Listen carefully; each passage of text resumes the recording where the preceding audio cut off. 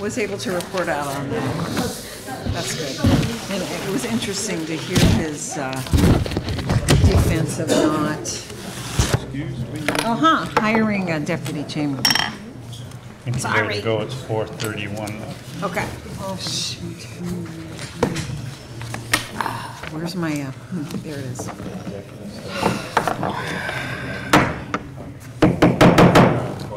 I'd like to call the Governance Strategy and City Operations Committee meeting to order. Roll call, please. Councilor Armstrong? Here. Councilor Kelly? Here. Councilor Dowdle? Here. Mayor Reed? Present. Okay, and now is the time in which anyone who would wish to come forward and speak to the committee may do so.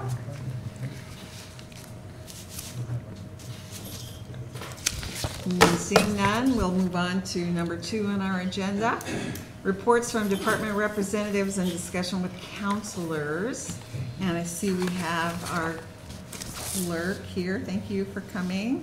And do you want to add anything to what's listed here? Report of all monies received during the month of August in the total amount of $10,752.44. Yeah, pretty normal, huh? Yeah, just routine. Okay, let's move. I'm going to recommend that we move the budget hearings from public safety to the end of the meeting and just take a look at the agenda items that are recommended and see if we can just move those up to the regular agenda. Are there any questions about what is listed?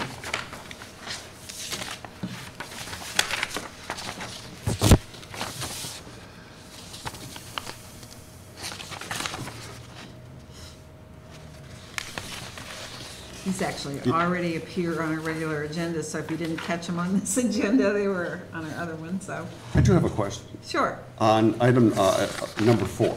Yes. The request to hold the Halloween festival is from 4 p.m. to 11 p.m. Mm-hmm. And I'm wondering if that's a bit late to be conducting that in a residential neighborhood. Okay. And I know it's a Friday night, but... You did have the direct communication with Professor Kroll, correct? I think that was the setup and takedown. I don't know if the... Setup and I wonder, well, that was my next question. If, right. If takedown then begins at 11, because I know they've requested, oh, right, porta potties, debris, etc. And is that just a comfort zone that they've asked to go to 11 in case there's something that needs to be extended? That's why I filled out this event application. Okay. Okay, so I guess we would need to, I guess we'd essentially be assuming that everything would be taken down till 11, but if we want clarification, we may decide that we want to table this until we can get that clarification. Well, time-wise, we've got, and this isn't, He may be here for the meeting part. okay, I all right, okay. Let's just move it. Okay. Now, but Right. here at any time. We can move it, and then if we need to table it, if he doesn't show up, that's another Well, matter. alternatively, you could put some end times. You can amend the resolution to just put an end time when you feel Okay. it's appropriate. Is there a magical time when noise ordinances change? I think there's noise ordinance. There is no time restriction on the noise ordinance. No? No time restriction. Interesting. Maybe there should be. Okay. It's what is deemed to be unreasonable, Right. unless there is some sort of special permit. And there are restrictions for construction time. Well, that's a good thing. But I'm going to recommend that we don't attempt to make any amendments to this now and just move, you know, depending on whether or not you've got any other comments or questions, that we move the entire slate up to the regular agenda, and then we can begin the budget review. Okay, What do you and think? October 31st, is that a Friday? No, I changed it. Okay, so it's Oh, Wednesday. sorry, I fixed it on the regular agenda. I forgot to fix it. Okay, I thought- Wednesday. Wednesday. Even more of a concern maybe, a week. All right. Okay. Okay, we'll make sure that we address that during regular session. Okay, no, I don't want to be a, It is on the right agenda, the big. Yes. It's correct on that. So any other questions about items 3.1 through 11? And number 10, you received the information about the requirement to put the sexual harassment policy in place. I think when we do it as our main meeting, we should approve everything else, but approve that one separately to make it very clear that we're Okay. addressing that. Just make sure that we're not making one of those Josh Presser motions. Okay, good. All right.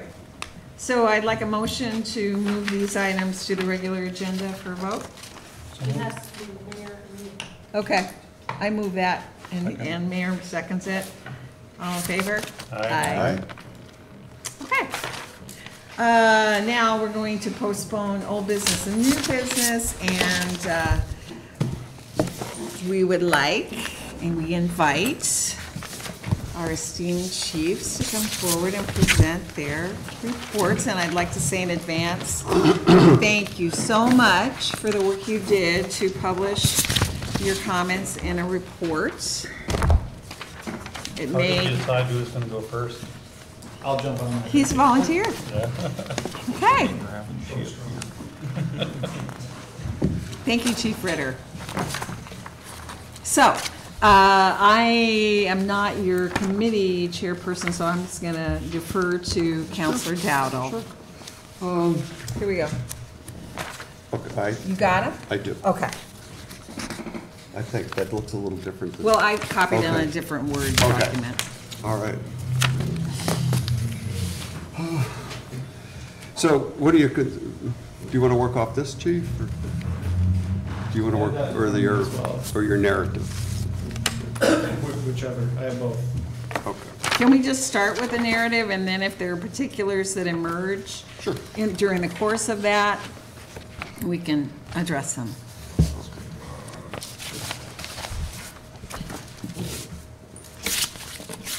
So my request is that you just You want me to just go? through it? orally go through the narrative, and then we can stop you and ask for line item references as, Okay, sure. if necessary.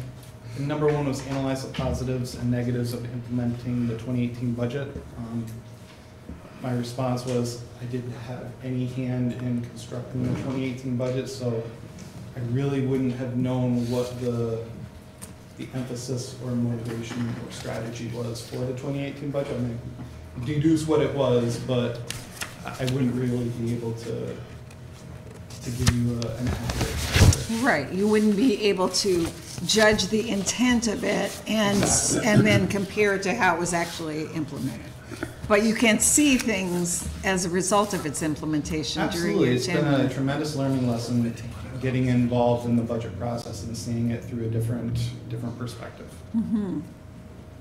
So moving to number 2A, what are the increases and decreases in general operational expenditures, revenue if applicable?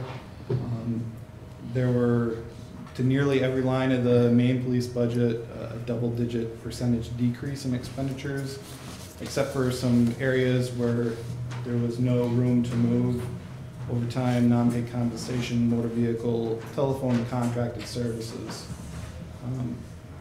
On the other end of that, with what we are moving towards as a full-time parking enforcement, there will be additional fines collected. And I base that on what historically we collected in fines, also making some assumptions when it comes to what the new parking enforcement model will look like. So this is a pretty reasonable estimate, in my opinion, of $90,000 in Okay. fines collected. You collected more in the past. So I mean, So I think it's very reasonable. a reasonable estimate. Yeah. By the way, did you manage to identify your candidate today? I'll talk with you afterwards, but yeah. Excellent. Any questions on those before I move? Speaking on the parking violations revenue, they're projected to go up about $90,000. Yes. Despite the year-to-date is well behind the 2017 budget item. And I know you were part of that. So is 90,000 realistic based on, and that's based on prior? So I based it on a couple of different things. When we had both a parking enforcement officer and a parking enforcement assistant, which was many years ago, when we had just a parking enforcement officer, and when we had just a parking enforcement assistant. Okay. And depending on those three different scenarios, more fines were collected when there were two people, less when there was an officer, a little bit less. And there were some ranges, but within all of those actual numbers and anticipating the changes that we hope to implement with parking enforcement, that was my best estimate. Now, are the anticipated changes with parking enforcement, is that based upon the approaching change of parking downtown wide? Or is So- that just what we have now? So there's a couple different layers to that. There's, the parking spaces will probably look different. I mean, I'm just basing it off of a proposed parking study, that if it does go that way, that's a model to look at, is that there will be a couple different types of fines. There will be revenue in forms of permits, parking permits. So there's some anticipation of in excess of what we've collected historically for parking fines. But additionally, we'd like to move towards a different enforcement model instead of just time parking, which is labor intensive, where you have to physically walk and check every 2 hours, to a pay by space permitting system where it really just tells the enforcement agent time is up, and you can manage it a lot more efficiently. Okay, all right, so that is under consideration. Okay. Yes. Thank you. Did you want to go ahead? Go ahead, that's Anyone it else? for that. Move on? The parking Move on. question. Okay, letter B, explain the impact of each of the above on operations services. How will these changes affect your department's ability to carry out operations and provide services? So I wrote for payroll, the reduction in workforce will, with increased public safety demands, has driven the utilization of overtime to meet those demands. Seems like there's a theme in public safety there. So I tried to be honest without, being a complaint. I'm Sure. just, This is the result, right, of reduced staffing. Okay. right, so it's not neither a good or bad thing, I'm just providing input. Yes. It has directly reflected in our overtime usage. But may I just say, while you are utilizing overtime to a greater extent, would you say that there's a negative impact on the service you provide? It's hard to say that, Okay. honestly. I mean, and how do you decide that, right? There's that part of the question So I too. tried to answer that. I Yeah. tried to answer in terms of looking at historically what our calls for service, our investigation numbers, and our arrest numbers. Over time, they have decreased with the loss of personnel to our department. But I can't definitively say that that is equating to a loss of services. Right. Can you, I don't know how to analyze this. What would be the correlation between those statistics? So I tried to think about that too, and here's the best way that I could, without having all the data available. When I look at the arrest numbers, I see a lot less violation arrests. We make a lot more drug arrests, Right. felony arrests now. So an assumption would be that with less staffing, there's a lot less proactive violation enforcement. So a violation requires that an officer actually observes the offense versus a misdemeanor or felony where I can just take a statement from you because you observed it and then I can go arrest the person even though I didn't see it. If you're walking with an open container of alcohol, I have to actually observe that. So it looks like there's a lot less of violation arrests, which Mhm. would maybe equate to less proactive enforcement. Okay. I can't say that that's actually what it is, but it was something It's that. a theory. Yeah. I wouldn't even call it that. It looked the way it looked. Okay. All right.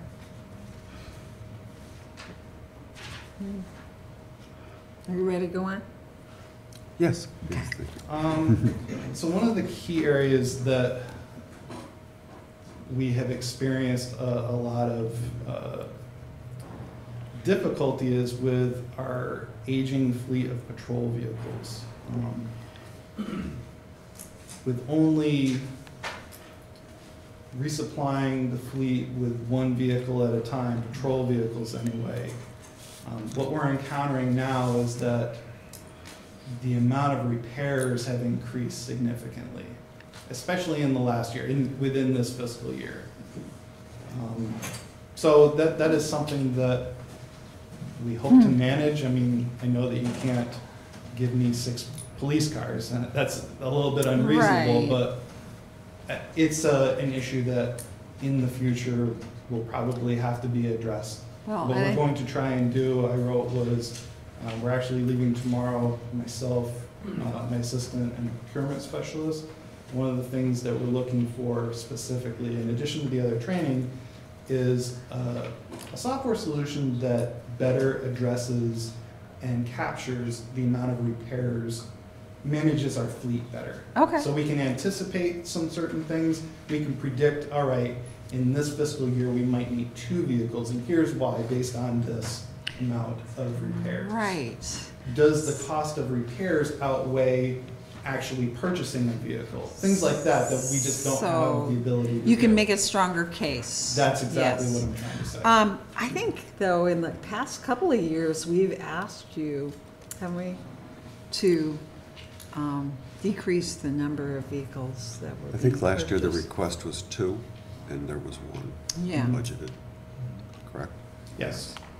And I think perhaps at that time, if I recall correctly, we asked for the particulars of the, maybe I'm making this up, Oh, keep No. going. of the repair history. I mean, in much the same way as Chief Lawless will recall, when we were looking at the purchase of, fire engines, we wanted to know the particulars Yeah, I mean, of it's the a reasonable repair. thing to So ask. that's the kind of That is analysis you're gonna something wanna that I provide. hope that we can find. Good. All right. So are you asking for vehicles, a vehicle this year? We're gonna ask for 1 vehicle. You are, okay. Okay. And that's a It'll be a regular marked patrol patrol car? vehicle. Okay. The telephone line item was one that really came out of nowhere, and I'm sure you're all aware, I don't need to belabor that, but that's an extra expense that maybe can be reduced next year. We're not quite sure yet, that remains to be seen, but at least budgeting wise, it's something that we had to prepare for. Yes. And how was that met this past year? Also, The budgeting, the increase in telephone?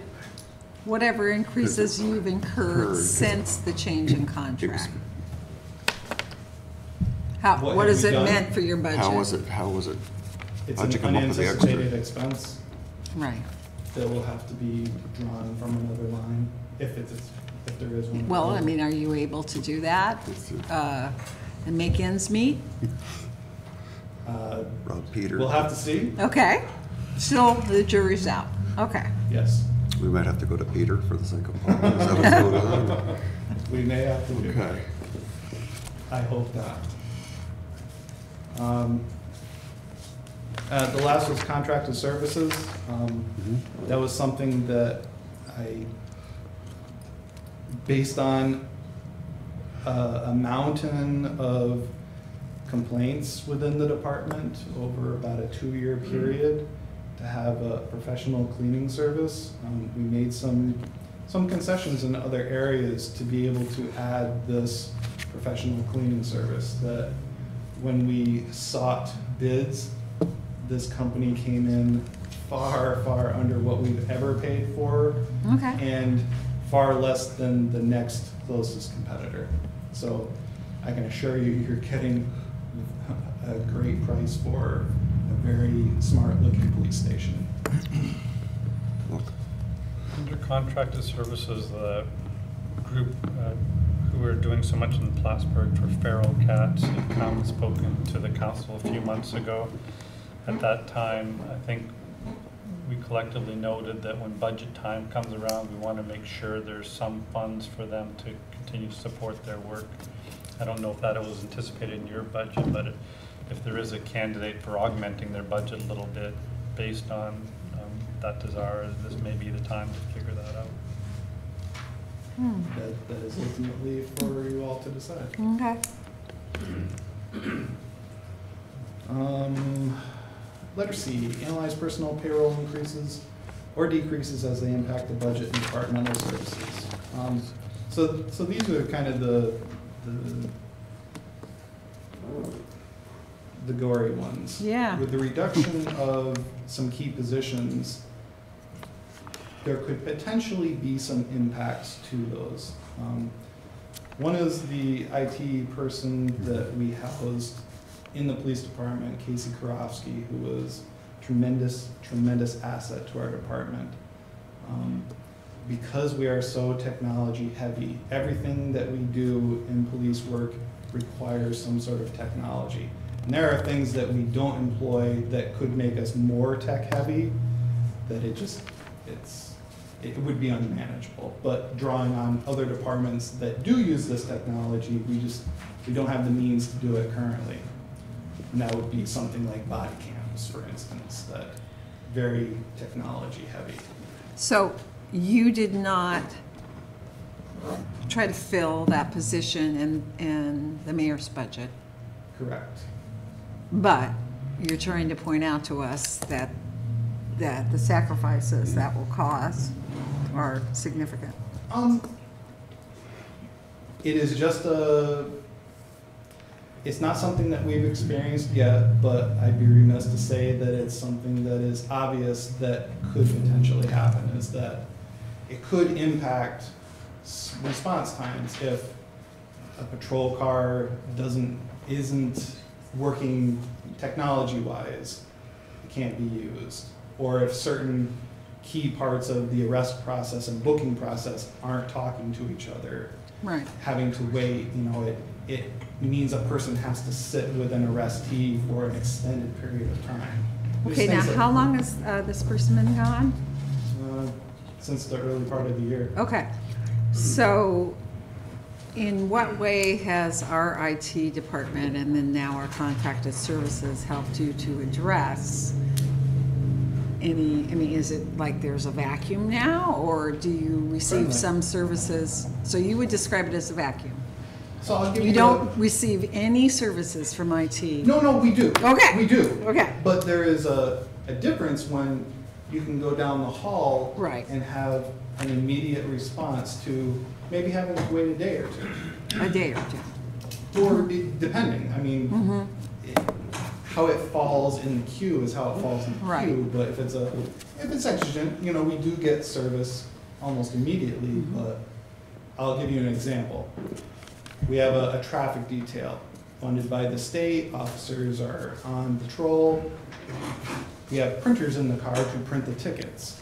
For whatever reason, this printer was not working, meaning that an officer who is in on overtime can't perform the duties that he was hired to do because of a printer.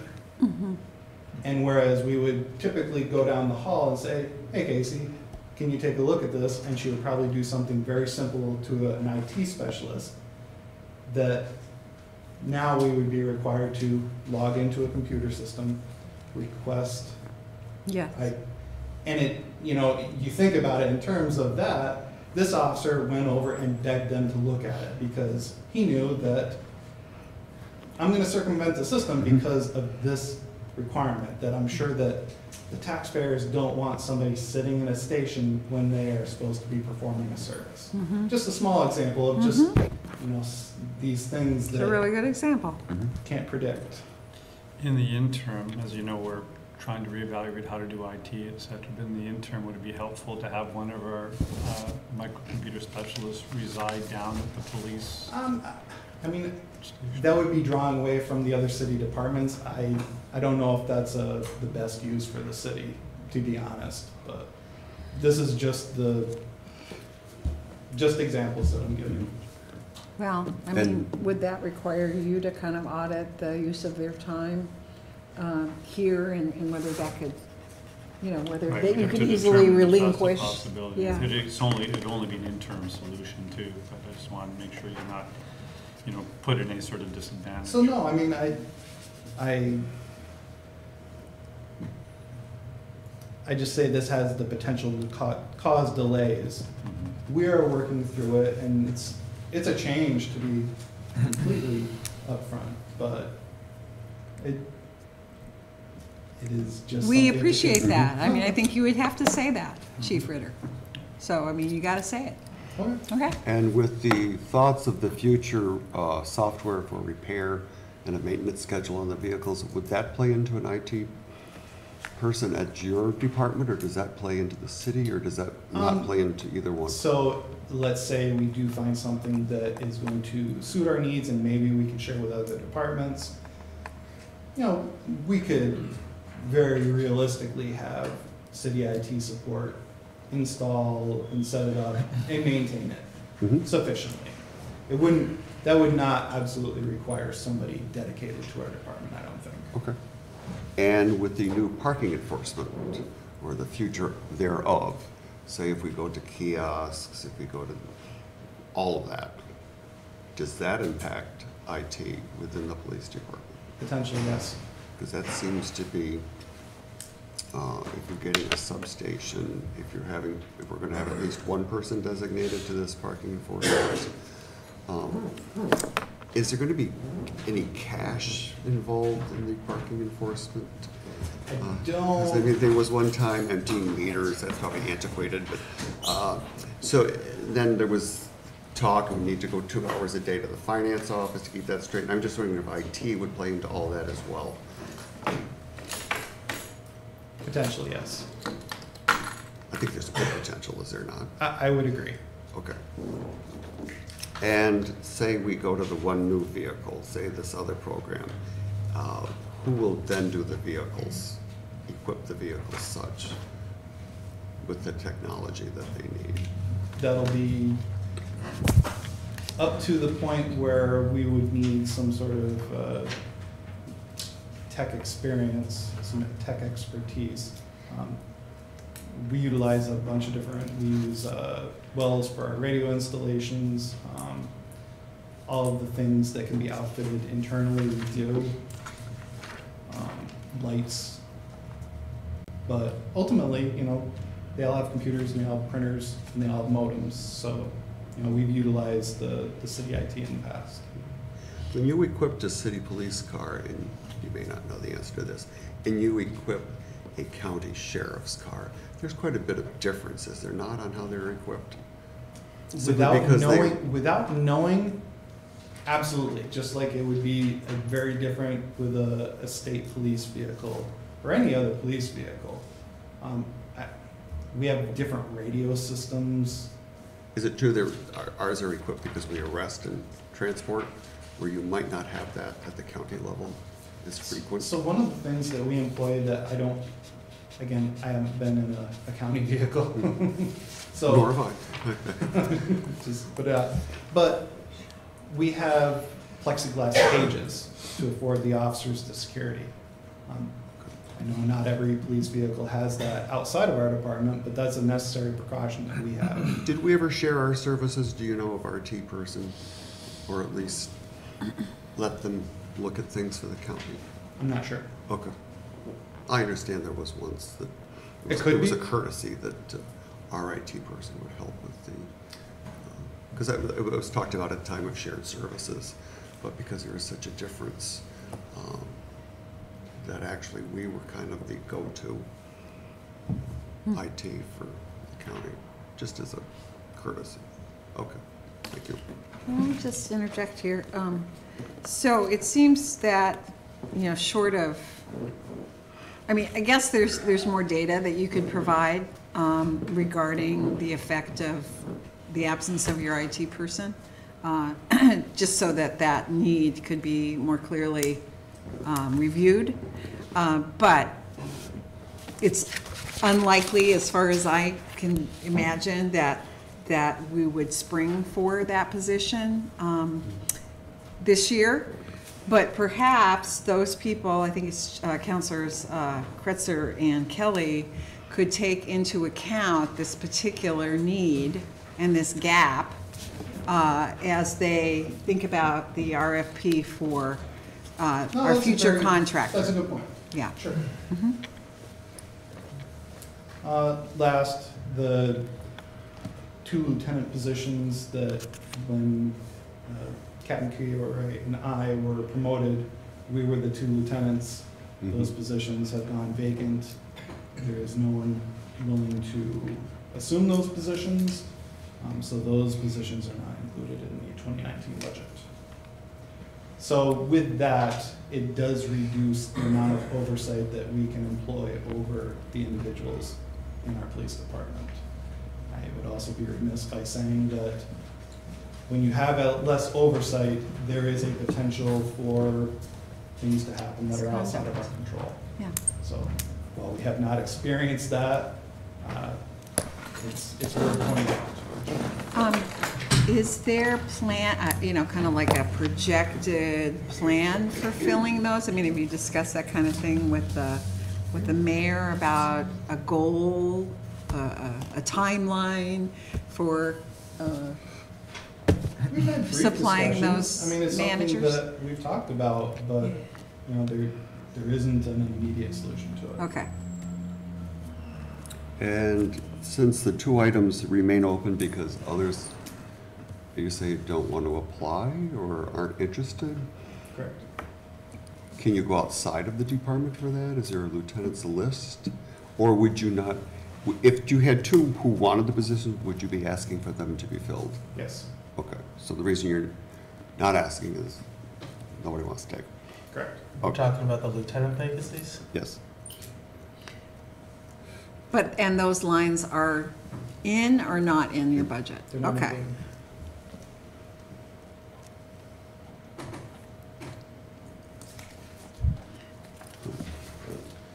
And that's all I have, unless you have some other questions, I'd be happy to answer them. Chief, was your proposal to rent that space on 79? 79 Margaret. 79 Margaret Street, is that in the budget? So that is separate from the budget. It's Because it's asset forfeiture funds. Correct. Okay. So it doesn't impact the budget per se.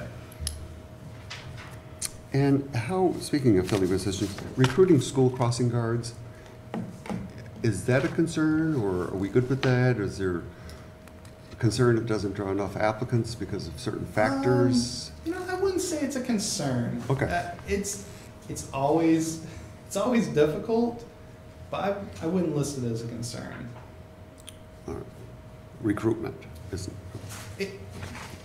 We currently have enough at this point. I mean, that could change in the future. Right, I'm sure. We don't have we have enough people currently, and as long as I've been involved in it, it hasn't been a huge problem. So I wouldn't say it's a concern. Okay. And I'm not really one to comment on the local speak out, but I've heard it at this table before, so I'll comment about Okay. the police department getting a helicopter. So I was told that down at the Chiefs Conference I need to arrange for Okay, all right. a visit from a helicopter vendor. Just I'm sure that, yes, Yes. yes. I'm I- sure they're trying I to laughed peddle as you a well. helicopter. Okay. there's still jokes out there. I'm sure. I'll try to keep them going. All right, thanks. Chief, on the budget line under asset seizure there, we see training and education. It's budgeted typically for $23,750, but the actual expenditures are far less than that. I'm just curious as to why it's budgeted so high.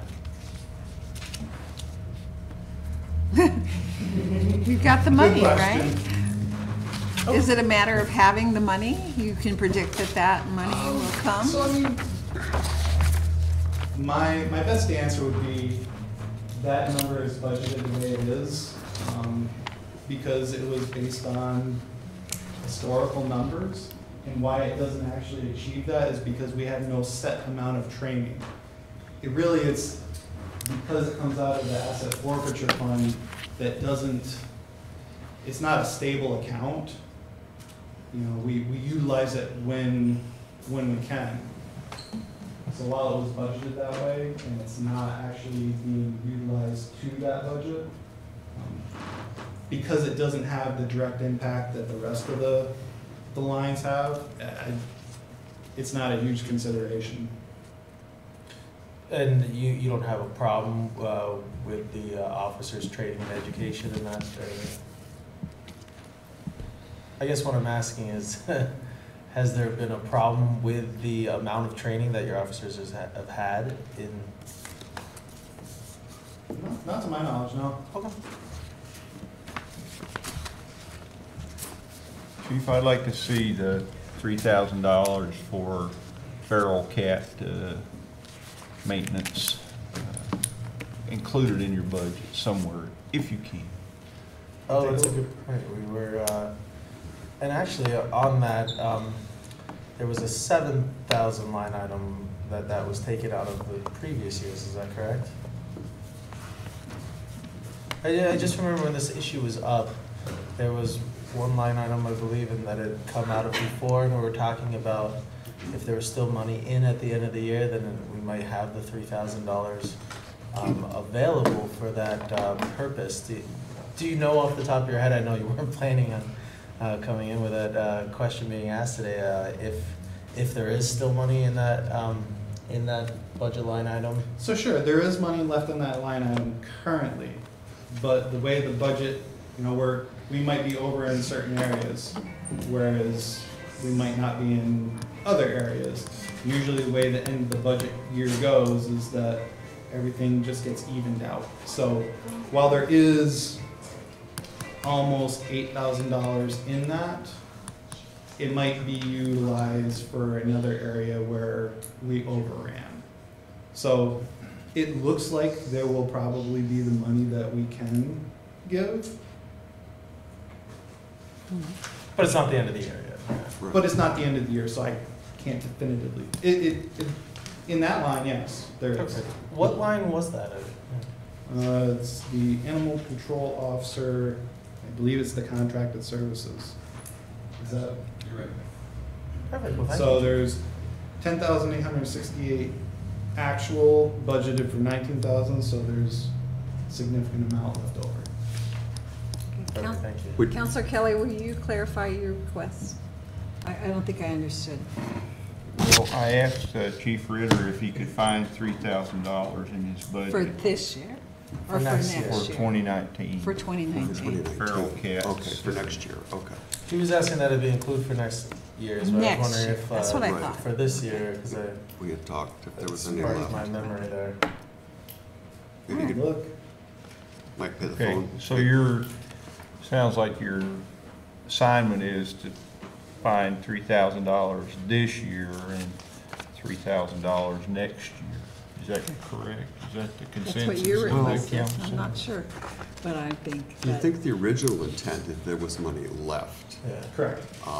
not to start stashing some away, so that there would be, that if there was any left, yes. And then going forward, it sounds like you're being asked to budget a specific amount. And look. Okay. Well, if you've got that That's all phone we bill can to ask. pay. Yeah. Yes. Thank you. Thank you, Chief. Is that it, Counselor Dowdle? Yes, that's, covers that. I Okay. had my questions. At this point, what should we do? Let's just pause for a moment. I would really like to be able to ask that we go forward with Chief Lawless's report, but I'm not sure about the rest of you. We would need to hear from him and then quickly finish up our agenda so we could convene for the meeting at 5:30. We'll need about 7 minutes for a brief executive session before the 5:30 as well. Before 5:30, okay. So you want to go forward with committee? You want to go forward with the public safety's budget review? Well, how much more do we have left on the? We've already covered everything except for old and new business. Oh, okay. All right? Okay. So I'll go over the budget if you wanted. Number one was analyze positives and negatives of the 2018 budget. And what we found was that for 2018, we held off on a lot of critical equipment purchases for the future, things that we need to start replacing. We held off here. That was to be able to get any money back that we could. Some of those are going to be our firefighter gear. They only have a life expectancy of 10 years.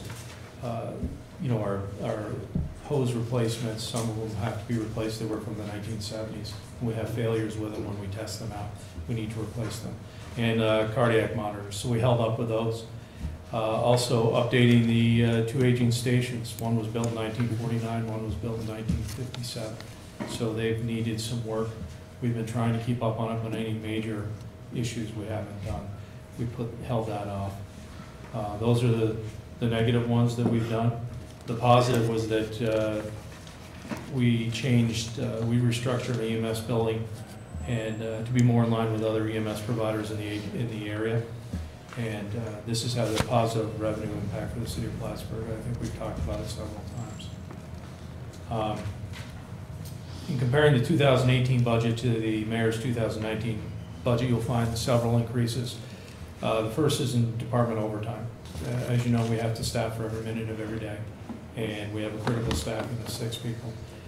This line item covers all shift short overtime if people are off, people are sick, unexpected absences, training, and emergency recalls. 2018 overtime was impacted greatly by vacancies and unforeseen staff injuries. This line has been increased by $20,000. The telephone line item is what we've all talked about. That was unforeseen. The third is contracted services. When we went to the third-party EMS billing, they get a percentage of the gross received. It's their way of getting the payment. The more money that they can receive, the more money they get, so they work for it. That was put into the contracted services. But offset by higher revenues too. A lot higher revenues. So the change in our EMS billing and documentation is projected increase. Rich and I went over this of $175,000. We're projecting to make more than we did in 2018. Wow. So that's a positive for the budget, and that is after we have paid out for the EMS billing. So that's a real good positive. Personnel costs have the most impact on the fire department operating budget. The department has a staffing of 6 firefighters. These firefighters answer any emergency that occurs in the city, firefighting, EMS, SWIFT, water, hazardous material, confined spaces, all things that we do. It's not just firefighting. So if you call 911, we show up and have to be trained to be able to handle the emergency. Having that many people on for every minute of every year is costly. That's what drives our overtime. The less people we have, the more the overtime goes up in order to cover those vacancies. And we try to, with our training, to keep the overtime down. We're trying to utilize more in-house training. That's taking some officers and sending them out, getting them certified so they can come in and teach certain classes to our personnel on duty instead of off. That's my basic summary. Thanks, Chief. Thanks for that. So, I just have a couple, are you okay? Yeah. Questions? So the total increase for the budget this year is? Total increase? From last year. We're down 5%. Down 5%. Awesome. By looking at my number of units, Rich. For 19, this plan overall will be down 5.6%. Awesome. Thank you. There's the bottom line on the screen, Josh. I can see you trying to like See if you can get the. I know, the two it's hard. screens of. Okay. Your 3 new recruitees, they're coming online pretty soon? They will, they're gonna be, we utilize Utica Fire Academy, which was also helping us keep costs down for travel expenses. They should be coming online in November, which is gonna be helpful for us for overtime. I don't think it's our first female firefighter. I think we had one before, but Right. should be very welcome. Yes. She's already an EMT, so there's less training there, which is good. Okay, I'll ask on page 9, line 1100, regular pay is down 10.2%. Is that because of staffing levels, that the pay is down and the overtime goes up? Or how was that explained? Payroll, our Chamberlain went through this, and they did the payroll, and I don't know the number that they actually used off the top of my head. I don't know if it was our current staffing or our projected staffing. It's down about 10%. Down 10%. We also had retirements of some of our senior firefighters and captains, so which means is that when we move people up, they're in a lower pay grade also. So they haven't hit certain steps and increments because of the years of service, so that's gonna lower it also. Okay, so, but we're maintaining staffing level the same with those promotions as people retire? Then the promotions are occurring? We or were they're- down 4 positions, we've refilled 2. I'm not sure what was budgeted for. Okay. So those two, Whether the other 2 were accounted for. are these firefighter positions or are they? Firefighter positions. Okay. And on page 10, line 4430, contract services is like, Through the roof, that's. Through the roof, that's yes. what we'll say. That's what we're adding. We're about $6,000 to $7,000 a month that we're paying right now for that third-party billing. We estimated 6,500. But we also, when we did our revenues, we based that on 60,000, which was a conservative amount. And we went through and we found that we're doing much better than that already, some of them. So it's, so when we're adding $7,000 or $6,000 a month, times 12 months, and you add that into my contracted services, that's why the amount went up. We had to put the money coming out somewhere. so that's 6,000 a month. It's 60,000 we added to contract services for the ambulance billing fees.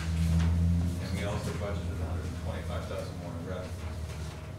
Okay. So it's a net $65,000 increase. Huh. Surplus. And also on page 1 of general vital statistics, the ambulance services, the revenues are projected to be way up. Right. And is that because we raised the prices? Or We've done several things. We raised the price to put us more in line with all the other providers around, which we were way behind on. So one, we raised the prices, okay. We raised, yes, number 1, we raised the prices. Number 2, we went to a different medical billing or medical software. So whenever somebody does a report, they have to hit certain critical things in order for those to be billable.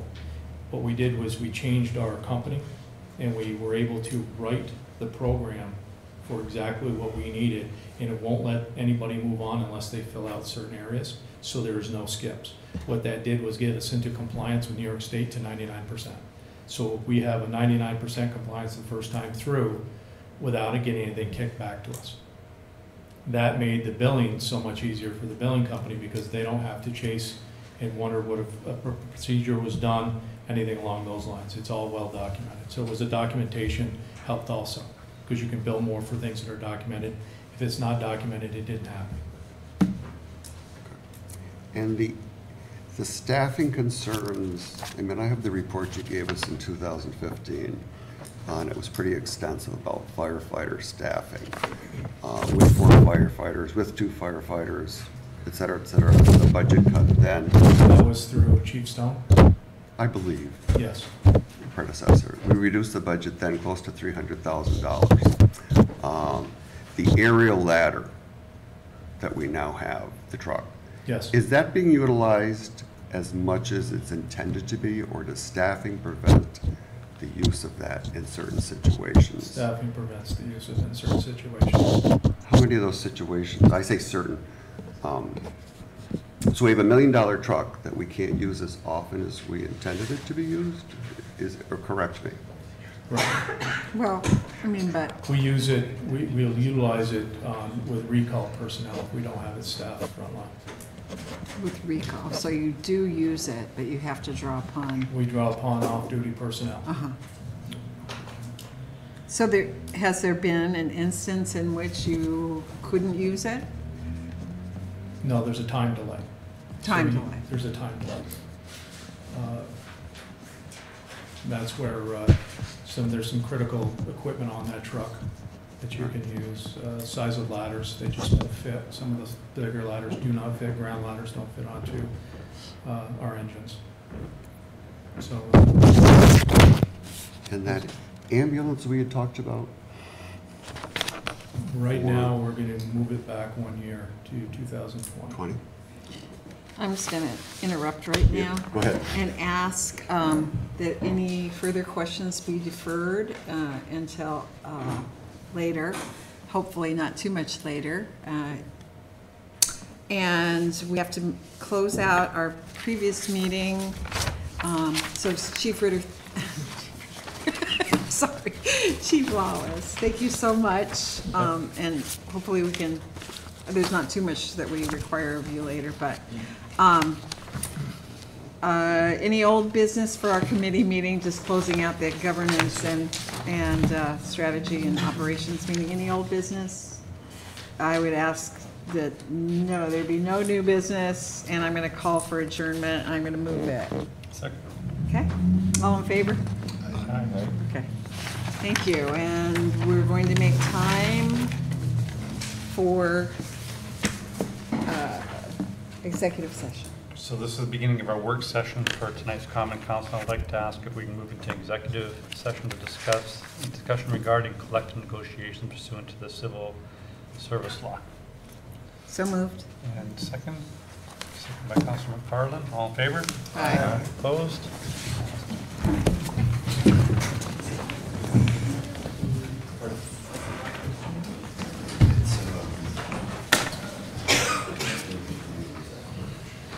Mr. Milo, what brings you up? They discussed the thing, substation, police, downtown. No, it can be discussed when we start the regular meeting. In the beginning, that starts at 5:30. Add those items, it's just for agenda items, and then at the end of the meeting, there's a time for public It comment. said 5:30 in the paper, so I didn't know if I was late. No, this is, so, you could, if you want to ask questions, of course, we can't answer questions, but if you want to talk about it, it's at I don't want any questions answered. Okay, it's the second part of the agenda for public comment. Starts at 5:30. Yes, depending on the length of the meeting. Yeah, I just didn't know if I missed it or not.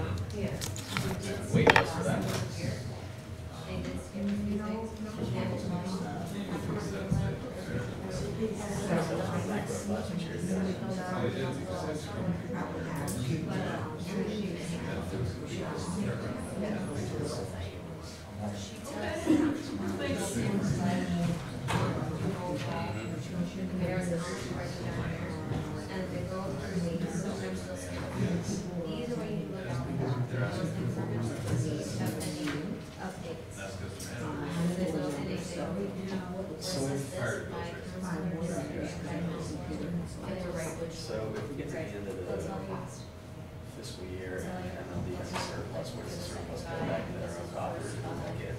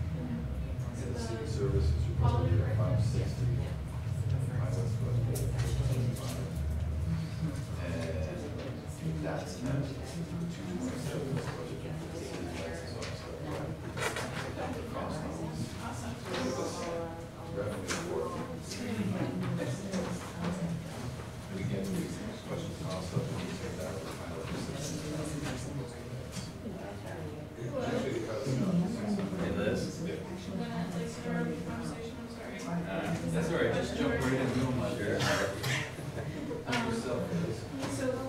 As you know, I was working on the theater story that we, you so eloquently summarized in the very succinct run.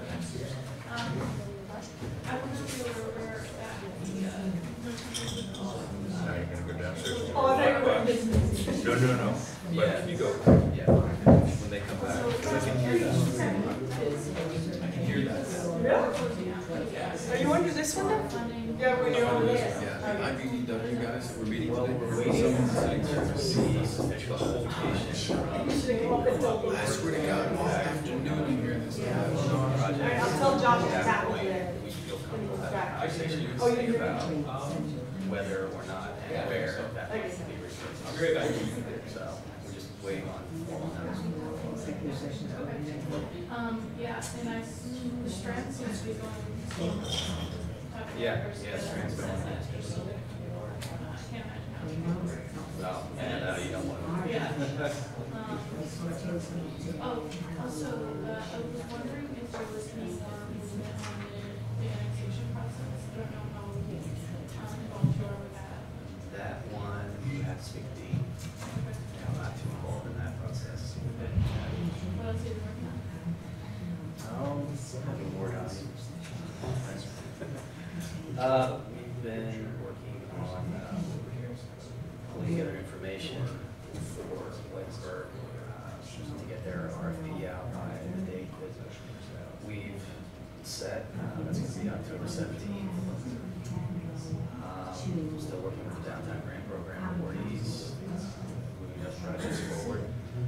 Waiting until the end of October for responses to the Streams RFP that was released.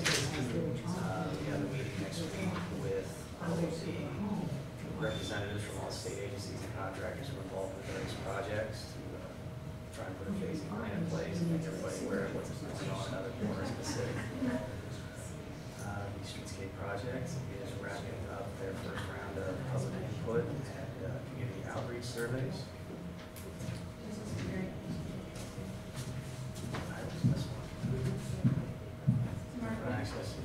Marketing. Yep, Aaron Ben will be at that meeting next week, and then shortly after that, we hope to have a kickoff meeting for that particular project. Was there anything to do with the city beach as much as season was over? Was there any preparations you had to do? There was some closeout procedures, storing of equipment. Department of Public Works usually de-energizes all the buildings. MLB does that. DPW winterizes, turns off all the plumbing to make sure the pipes burst in the winter. Aside from that, there's not a whole lot of closeout. Okay. I saw that you sent out press release already regarding the lighthouse. So you're starting the recruiting. Yeah, we just wanted to get it out there as soon as possible because of the difficulties we had this year starting the process so late. Interesting. interesting. I don't think we've actually. Yeah, Elizabeth, this is Keith Vincent. He is our project coordinator. You're the new Joel Wood. I'm the new Joel Wood. How is that going? It's going. No, it's exciting. So we got a lot of challenges, but I think it's for the best for the city. I think he's doing a great job. What's your background? I graduated from SUNY Plattsburgh with a degree in economics and management, and I spent a year at Plattsburgh, kind of as a data analyst slash catch-all, help with business plans, numbers guy, and then Then you're here. Welcome. But I'm sure that's very open to challenging. Oh, yeah, I thought you were going to be like,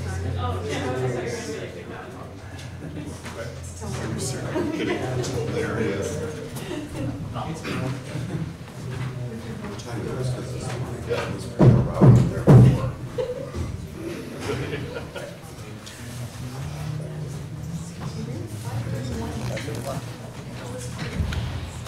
We're returning from executive session. No decisions were made. We were discussing initial collective negotiations pursuant to civil service law. So let's begin with the common council meeting. We begin with the Pledge of Allegiance. I pledge allegiance to the flag of the United States of America and to the republic for which it stands, one nation, under God, indivisible, with liberty and justice for all. Roll call, please. Mayor Reed. Present. Councilor Armstrong. Here. Councilor Kelly. Here. Councilor Dowdle. Here. Councilor Ensel. Councilor McFarland. Here. Councilor Kretzer. Here. Just a very brief comment. You'll be seeing on your agenda tonight an issue that was asked for us to pass with regard to specific language in our employee handbook we're working on, and as a policy for prevention reporting of sexual harassment in the city.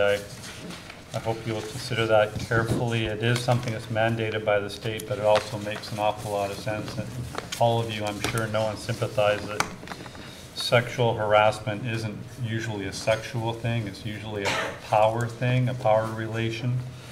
And we want to make sure that the city of Plattsburgh has adequate reporting and creates the environment for people to feel they can come and safely report these issues. There is a much greater, more extensive wording for the language.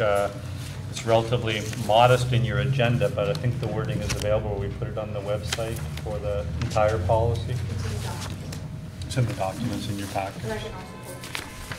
So if any members of the public would like to see that, we can get you a copy of that as well. That's all I have. Just to jump on that point really quick, there was the mandate, not only that that every municipality in the state adopts it, but also a deadline by, I believe, October 9th, that we adopt it by October 9th. So there's some urgency for that item. So we really have to approve it today? Yeah, well, and the template was prepared by the state as far as the minimum requirements, so.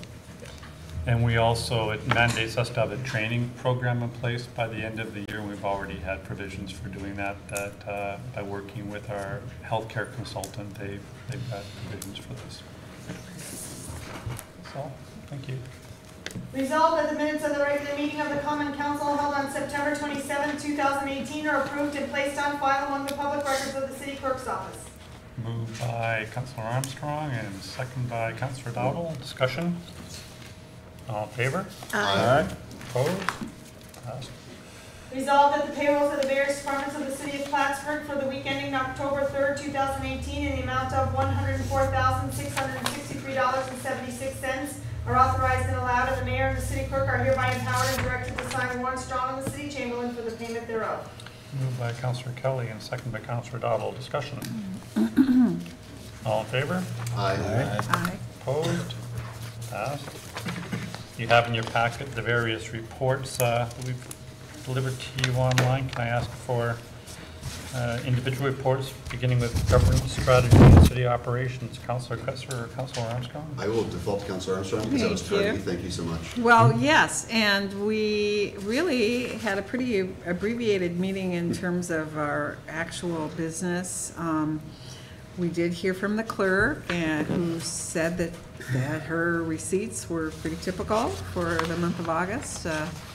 And we had a chance to look at the items that we might want to move forward to the agenda, and we did move them forward. There were a few items that needed clarification, but that will come forward during the regular meeting. And then as a continuation of the discussion for the Public Safety Committee, I deferred to Councilor Dowdall, and we heard from Chief Ritter and from Chief Lawless, and hope to hear from Chief Lawless just a little bit more later. We didn't have time really to discuss any old or new business, but I will bring up a couple of items in a regular session under old and new business. Oh, okay. Thank you. City Infrastructure, Councilor Ansel. Anybody speaking on behalf of Councilor Ansel? No updates at this time. Finance and Budget, Councilor Kelly. If the mayor and council will indulge me, I'd like to show you something on the computer screen. Let's see, I hope I can make it appear from here.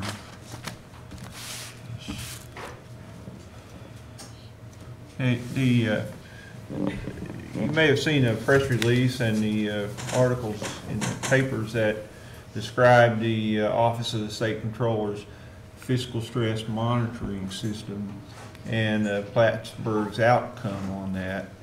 I would encourage every member of the council and the public to take a look at this. It's available to everyone, and it describes in detail what the cities of New York are doing when it comes to fiscal control.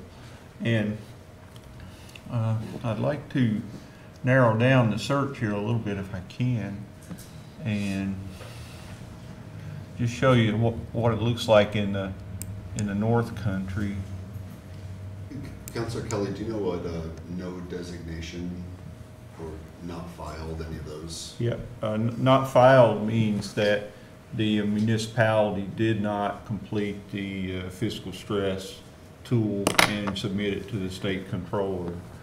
And there are some who haven't done that. No designation means that they have basically a healthy balance sheet and things are looking okay. So great. What I'd like to do is just have you look up to the screen and compare, say, Plattsburgh and Ogdensburg. You can see that 2 years prior, Ogdensburg actually had a higher fiscal stress score than did Plattsburgh. But over the next 2 years, they managed the next year to make that even worse. But then in 2017, they actually lowered it, and they're no longer considered to be in stress. Now how did they do that? That's what we need to do, basically. And I just thought I would show you very briefly how they did that.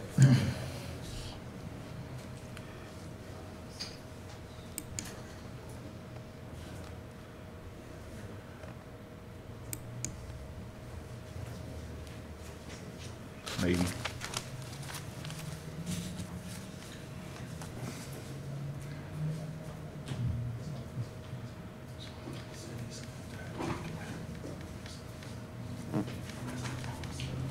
Maybe on second thought. Oh, okay, there it is. Good, good. So, I think the most telling information here is in looking at their fund balance. Their unassigned fund balance over the last 3 years has grown tremendously from $500,000, almost $750,000. Now they're over $1 million. So that, in terms of fiscal stress, if you go to the bottom of this sheet, you can see that measure in 2017 became a zero, which means it's no longer a stressor in the town of Ogdensburg, or city of Ogdensburg. So if you go back up and look, their how'd they do that? You know, how'd they achieve that? And the best I can tell without actually knowing is that they must have had a tax increase, okay? Their gross expenditures went up quite a bit. If you look down at the general fund, I'm sorry, the revenues went up quite a bit, so that, you know, they're $1.5 million more revenue in 2017 than it was in 2015. But the gross expenditures went down very much like what this council did last year as well, so it looks like they may be a little bit ahead of, but we're following that same sort of tendency, hopefully. Yes, yeah, and that's really the thing I want to point out, is that we have a path to do exactly what, you know, every successful city that's undergoing these stressors, what every successful city is doing is they're reducing expenditures and increasing fund balance, and that's exactly what, you know, we're trying to do. So Increasing revenues by raising taxes? no. Well, this council did do that, and it did help quite a bit That's as true. well. Yeah. You made some Yeah. very difficult decisions with regard to taxes last year in this as Yes, well. yes, we did, but we believe we're at a point now where maybe we don't have to do that anymore. Right, So, right. and that's a good thing. So I'll just very quickly show you Plattsburgh's score. Hopefully it won't take as long to open.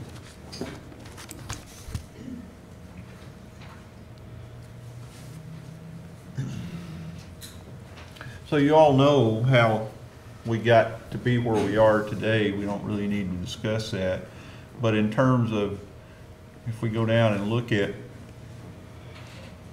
what our fund balance is doing to, you know, that number's gone up. You can see from 2016 to 2017.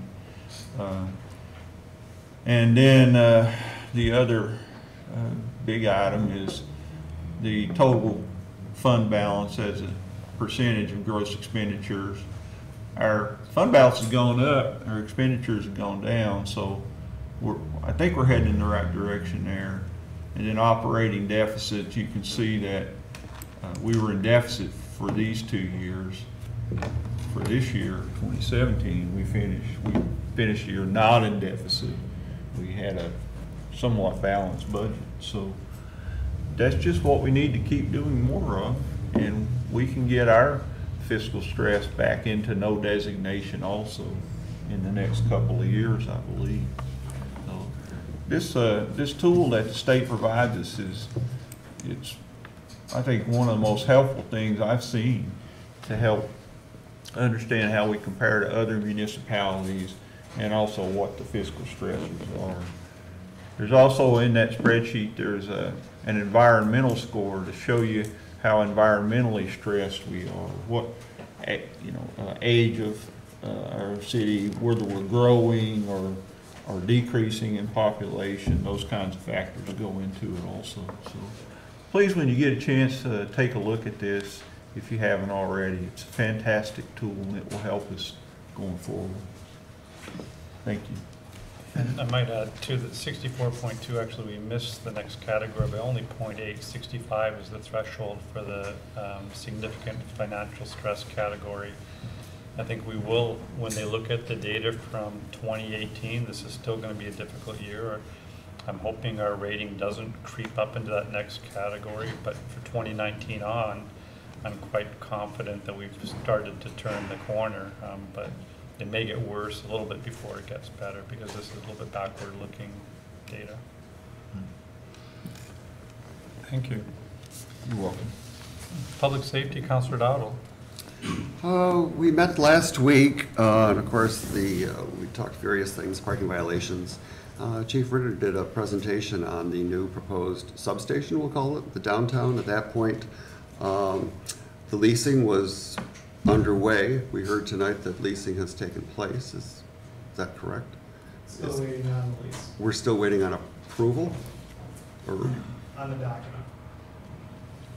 Not approval on the document of the actual document you produced, right? Waiting for the landlord to get the document. Okay, all right.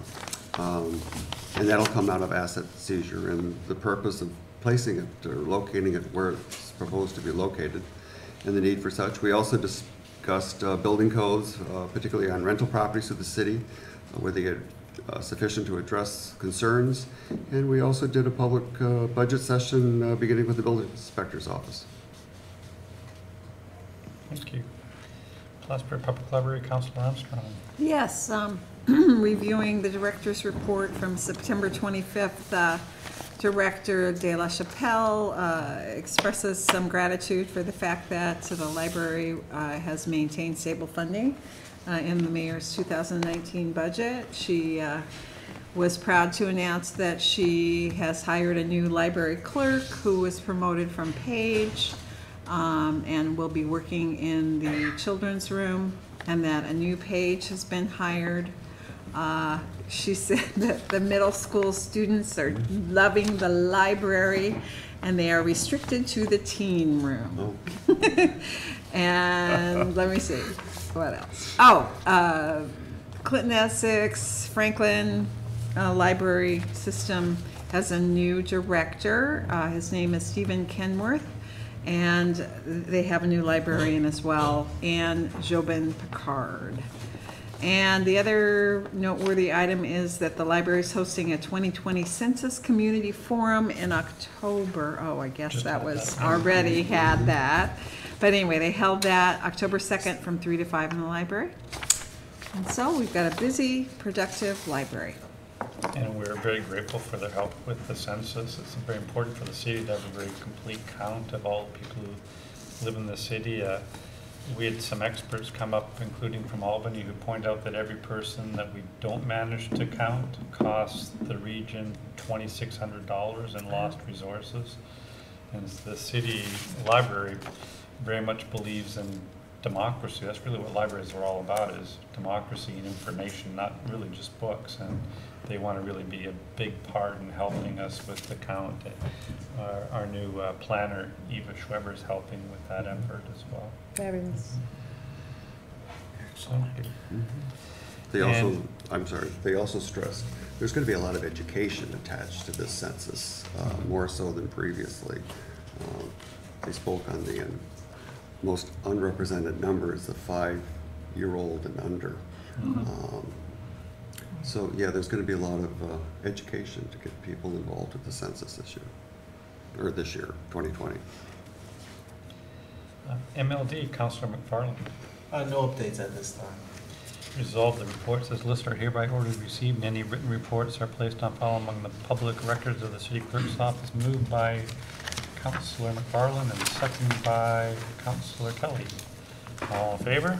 Aye. Opposed? Passed. There's no recommendations or correspondence at this time. Please continue.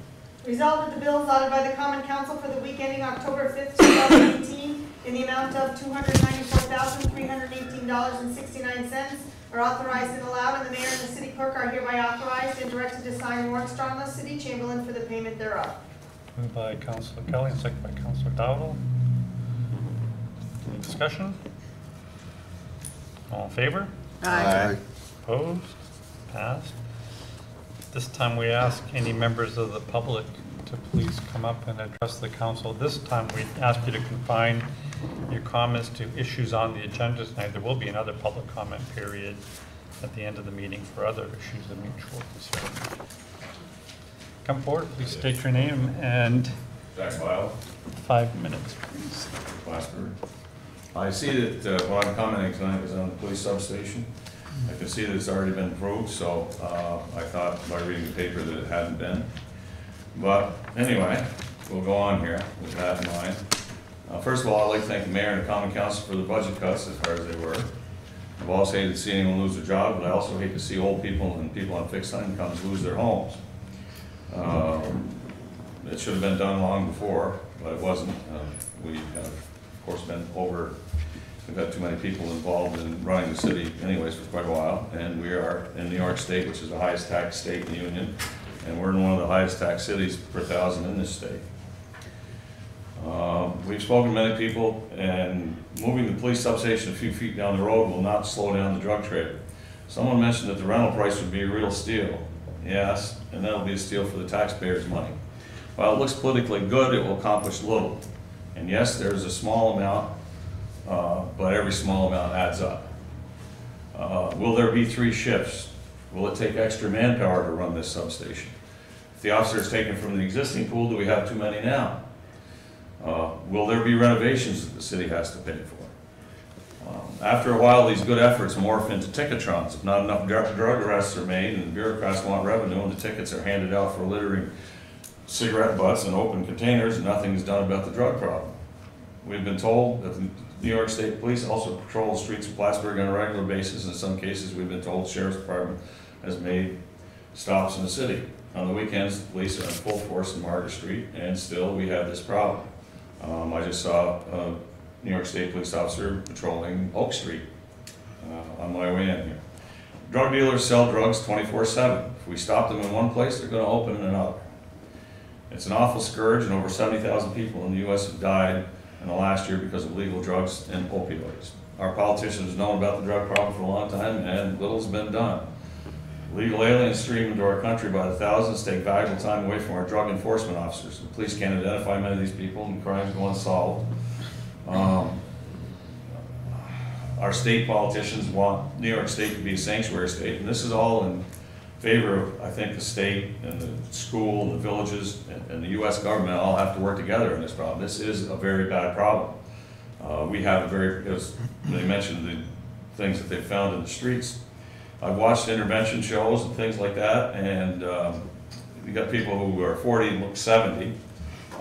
We try to tell our children and grandchildren not to use cigarettes, but we have many people who want to legalize pot. We watch every day in the newspaper, and out-of-town residents and newly arrived residents are arrested on drug charges, along with some of our own residents. I've been told by police officers that a large percent of these arrests, the participants, have benefit cards. If they're caught selling drugs, should their benefits stop? Many cities make it a 30-day waiting period before social service benefits can be granted, counties, excuse me, are granted, and we should do the same, I think. Many civilians call in, mail letters to law enforcement agencies about drug sales and use, and nothing's done. We also have to be careful that these aren't witch hunts, that we have people that are doing. I think that we should have, and I think what would really help down here is movement-activated cameras in the high drug activity areas. I think that would be the best. They're going to move. They don't sell just drugs. They sell them at 2, 3 o'clock in the afternoon. I've never used them. But anyway, I think undercover officers are one of our best tools for that. I think that by far they're the backbone of getting this scourge. I don't think we're going to be able to cure it, but I don't think that as long as this place that we have downtown doesn't become something where they want to generate income from tickets.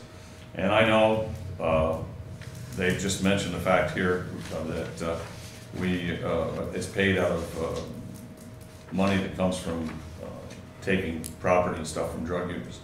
Many of us don't believe this station will accomplish much, and we do not feel that another feel-good idea is going to help this. And that's about the length of the statement. I'm in no way against any type of police organization or any type of police monitoring these drug users or the police. I think they do a fine job, but they're all over the place here in the city. I mean, we have the sheriffs, sometimes the sheriffs, I see them making stops in the city. Do we need another building down here? I don't think that's going to stop it. I'm sorry, but I wish it would. But I don't think just having something downtown is going to stop this. I just don't believe it. A lot of the other people that I talk to don't believe it either. I think that they have to do what they have to do, but we need help from the state, the federal government, and the county to stop this scourge. I mean, it's terrible in Plattsburgh. There's just no way around it. And I don't think it's ever going to stop. I just don't. And so I have no questions to ask. And thank you very much for your time. And like I said, I appreciate the fact that you've done well with the budget here. It's certainly made a lot of difference, I think, for the people in Plattsburgh. Thank you very much. Thank you. Thank you. Thank you. Any other individuals like to come please address the council on items relating to the agenda? I want to thank the chief of police. A couple of weeks ago, we had some kid had too much to drink and busted open. The officers got him right off the bat. And I met with Chief Ritter and told him. But I have one thing to say. I'm still having trouble over there where I live. It happens every day, happens to everybody. My daughter's put away for 4 years and maybe longer because a certain person is back on the streets again. He was supposed to be in there, but I guess the jails are overcrowded and they let him get out. I mean, what the heck do we do? My daughter was put away for 4 years. She broke the law. She can rot in prison. I don't care. And she's going to get some more time coming to her. But is it right for this person to get back on the street again? But I'm worried about it because his PO is Joe Berto. That's all I have to say, and I hope he gets them good.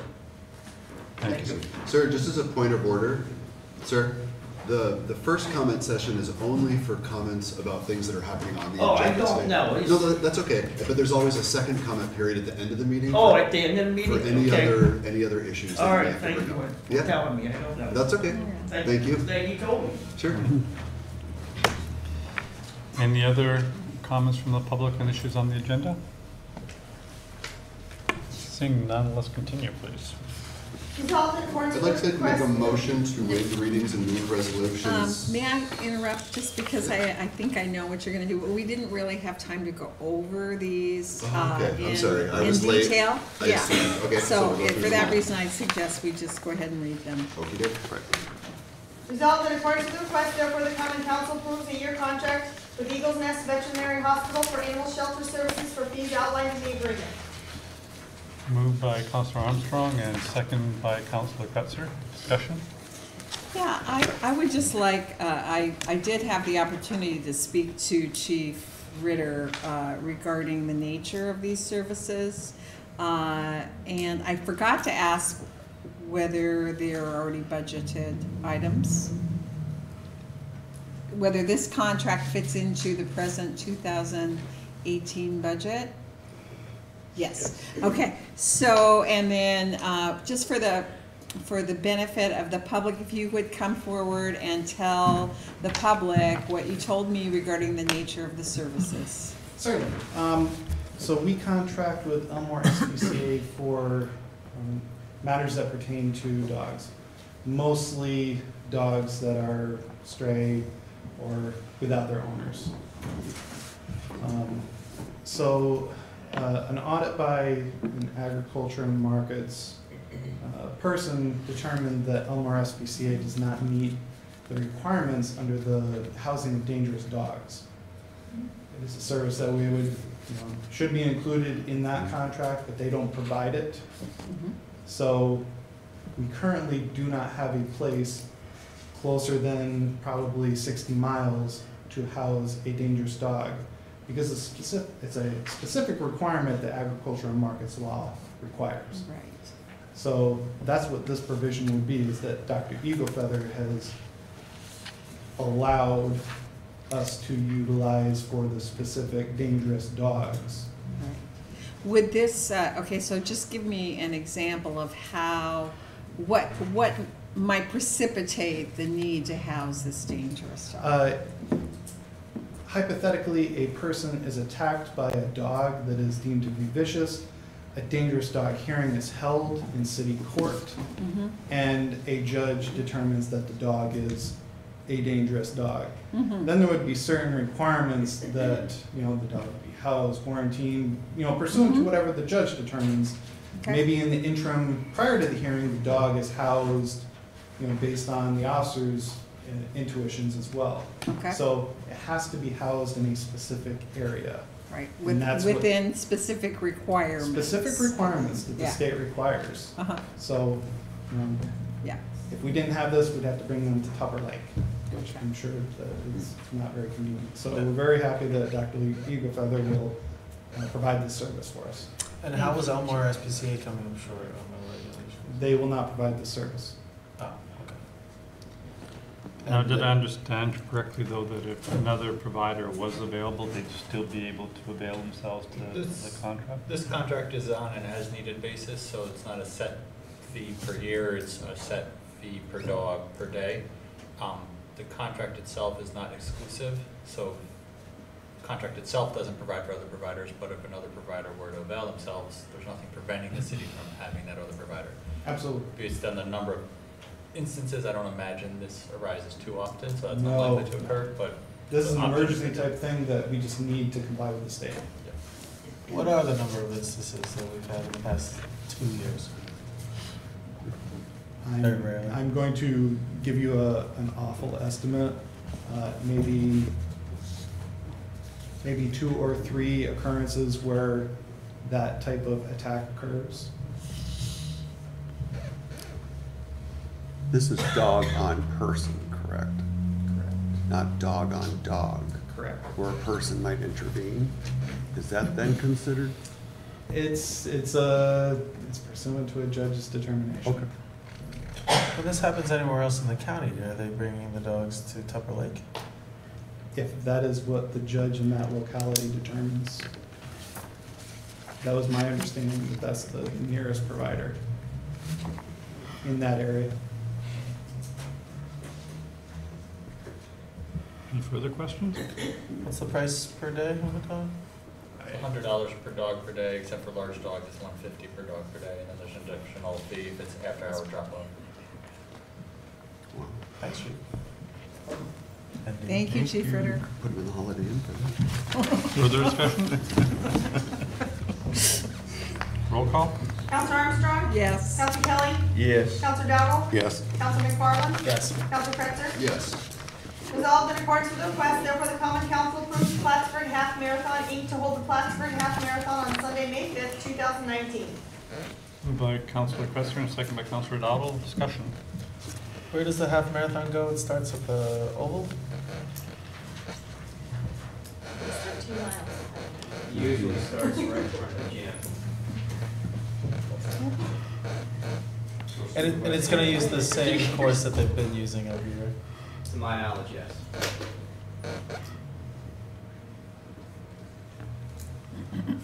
Further questions? Roll call? Counselor Armstrong? Yes. Counselor Kelly? Yes. Counselor Dowdle? Yes. Counselor McFarland? Yes. Counselor Cretzer? Yes. Resolved in accordance with the request, therefore the Common Council approves the holiday parade on Saturday, December 1st, 2018 at 5 p.m. The route will begin on Beekman Street, travel down Brinkenhoff Street, turn left onto Oak Street, right onto Court Street, and then right onto Margaret Street. It will proceed to Pine Street, ending behind the Stafford Middle School. This is to coincide with the Strand Center for the Arts tree lighting. Moved by Councilor Quester and second by Councilor Kelly. Discussion. Tara, do you know, were there any changes to route from last year? No. Or timing? It's a little earlier, It's a little earlier. so it'll still be dark. Is it the same street closures that were requested last year? Do we want to do that now? Or do we want to wait? That's what it Authorize the says. street closures. This is also to close the This streets? is the parade. So it's for the parade, but do we need to actually vote to close the It's what we streets? do every year. I use the same. Oh, it word. is? Oh, okay. For some reason I thought that we had to also, that was separate, but, all right, perfect. And it ends at the Strand for the tree lighting ceremony, is that correct? It's just past, I think, Yeah. on Margaret Street. Thank you. Additional questions or discussion? Roll call?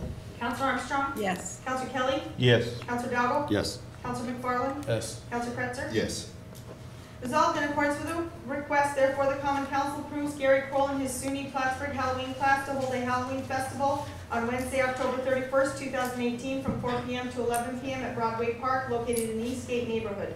The group will be responsible for providing porta potties, removing all debris, and understand that the city is not responsible for any loss or damage. Moved by Councilor Dowdle and second by Councilor Armstrong. Discussion? The earlier discussion was the time frame. The start time is 4 p.m., but the ending time is 11 p.m., and it's not quite clear. Does that mean it ends at 9, and then if they need 2 hours to clean up, they take 2 hours? Or does that mean it goes till 11 and then cleanup starts? So there was some, because it's a neighborhood, residential neighborhood, 11 p.m. a weeknight, and there are large crowds that go into that neighborhood for that hour. Although we did receive So, clarification it's- from Chief Ritter that it's- there was no time restriction that applied to noise ordinance. Right? Right. But, I mean, I appreciate the sensitivity about this, and I had suggested at the time if, you know, perhaps if Professor Kroll came, he might be able to provide some clarification, or we could maybe tailor an amendment accordingly based on his feedback. But then, since I don't see him among us, I'm wondering if, I think he would have plenty of time to get back to us with the information we need if we tabled it. Does that sound like a good idea? Because I don't think the question is the event itself, it's just No. the time frame. Right. It doesn't sound like an event that's gonna be like extremely loud, I would imagine, festival. A Halloween festival?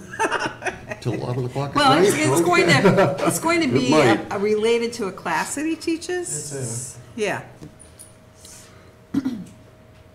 Another alternative you could do is pass with the amendment that the noise for the event or crowds don't proceed past a certain hour, and then if they need to come and have that amended later on, at least he's got the go-ahead in general, which he may find satisfactory. I don't know, I haven't spoken to him about it. Councillor Donald, did you have in your mind a time that you felt reasonable? I thought 9 PM was, I mean, at least until the activities themselves end, and then maybe, because I'm not, maybe that is their intent. And then if it takes 2 hours, I can't imagine, because based on the size of the property, that it would take 2 hours, but. Do you want to offer an amendment? I would offer the amendment that we just adjust the hour, the closing time to 9 PM. And that would include takedown? Yes, when all is said and done, it's 9 PM. So we're at 9 PM. Mhm. That still gives a 5-hour time Would of it probably be operation. problematic if they still assembled till 9 PM, but you still gave them a couple of hours to clean up after that? Presumably that wouldn't be very noisy or disturbing of the public. That could be what he's planning on anyways. Maybe Rochelle's right, we should table it and reach out to Professor Kroll. There was no indication of any other information. Yeah, I know, I got it. but I'm just asking. Okay. So, Table? I move that we table this. Second. And actually, if he just wants to correspond with us, Yeah. explain it, I mean, if he has a conflict Right. on Thursday nights, I wouldn't want to have to prolong this. Absolutely. Motion to table, all in favor? Aye. Opposed? Passed.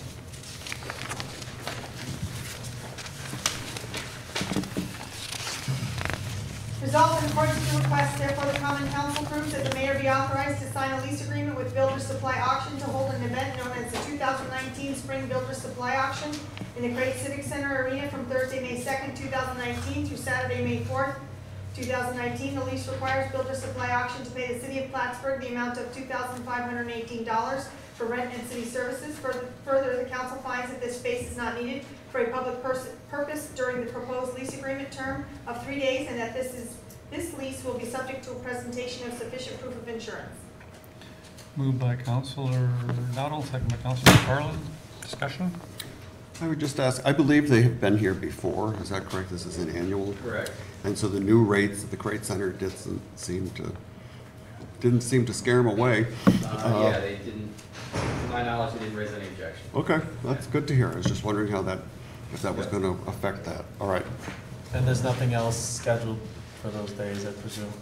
Not as yet. Further questions? Roll call? Counselor Armstrong? Yes. Counselor Kelly? Yes. Counselor Dowdle? Yes. Counselor McFarland? Yes. Counselor Kretzer? Yes. Resolved in accordance with the request, therefore the common council approves that the mayor be authorized to sign a lease agreement with Builders Supply Auction to hold an event known as the 2019 Fall Builders Supply Auction in the Great Civic Center Arena from Thursday, September 5th, 2019 through Saturday, September 7th, 2019. The lease requires the Builders Supply Auction to pay the city of Plattsburgh the amount of $2,518 for rent and city services. Further, the council finds that this space is not needed for a public purpose during the proposed lease agreement term of 3 days, and that this lease will be subject to a presentation of sufficient proof of insurance. Moved by Councillor Armstrong, second by Councillor Dowdle. Discussion? Was one just had already this year? in September? Yes.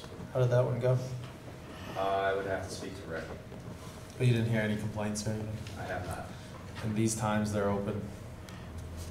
There's Sorry? nothing else scheduled for the Food Center on those dates? Not on these dates, no.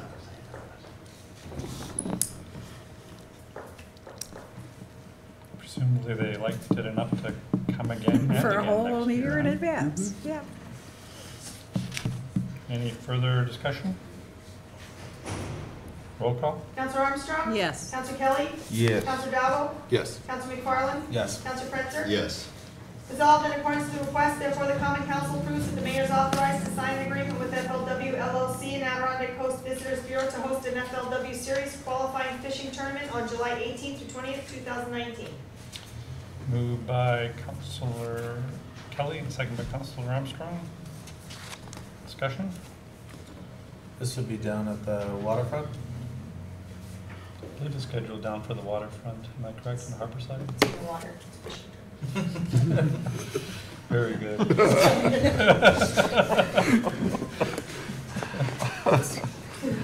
I actually wasn't involved in scheduling this one, so I'm not sure exactly the location, but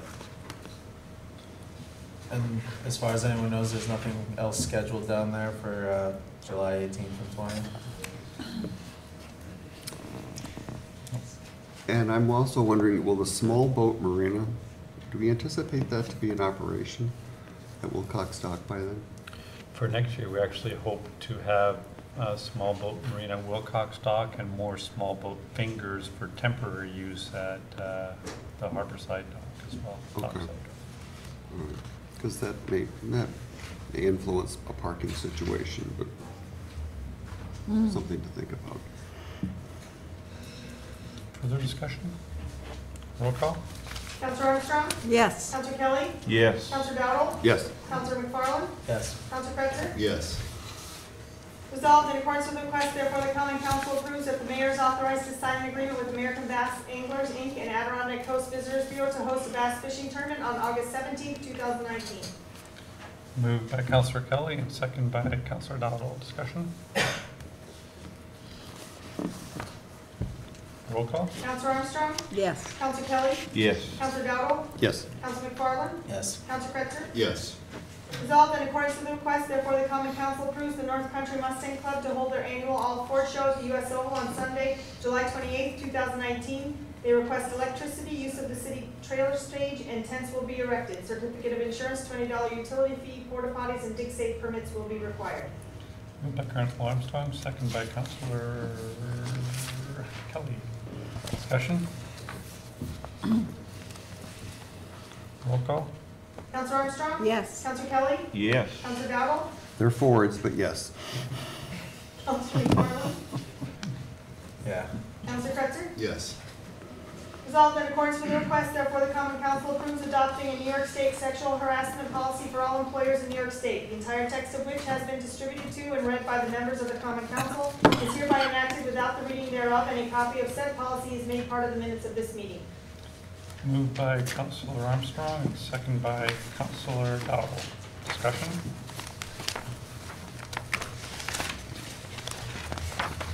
Roll call? Counselor Armstrong? Yes. Counselor Kelly? Yes. Counselor Dowdle? Yes. Counselor McFarland? Yes. Counselor Pretzer? Yes. Resolved in accordance with the request, therefore the common council approves one police department employee to attend evidence-based police training data-driven decision-making symposium from October 15th through 16th, 2018 in Albany, New York. The total cost should not exceed $556. The lodging will be paid for by the Division of Criminal Justice Services and will be expensed out of the asset forfeiture fund. Moved by Councilor Kelly, second by Councilor Armstrong. Discussion? Do you know which one of your officers is going to go, Chief? Yes.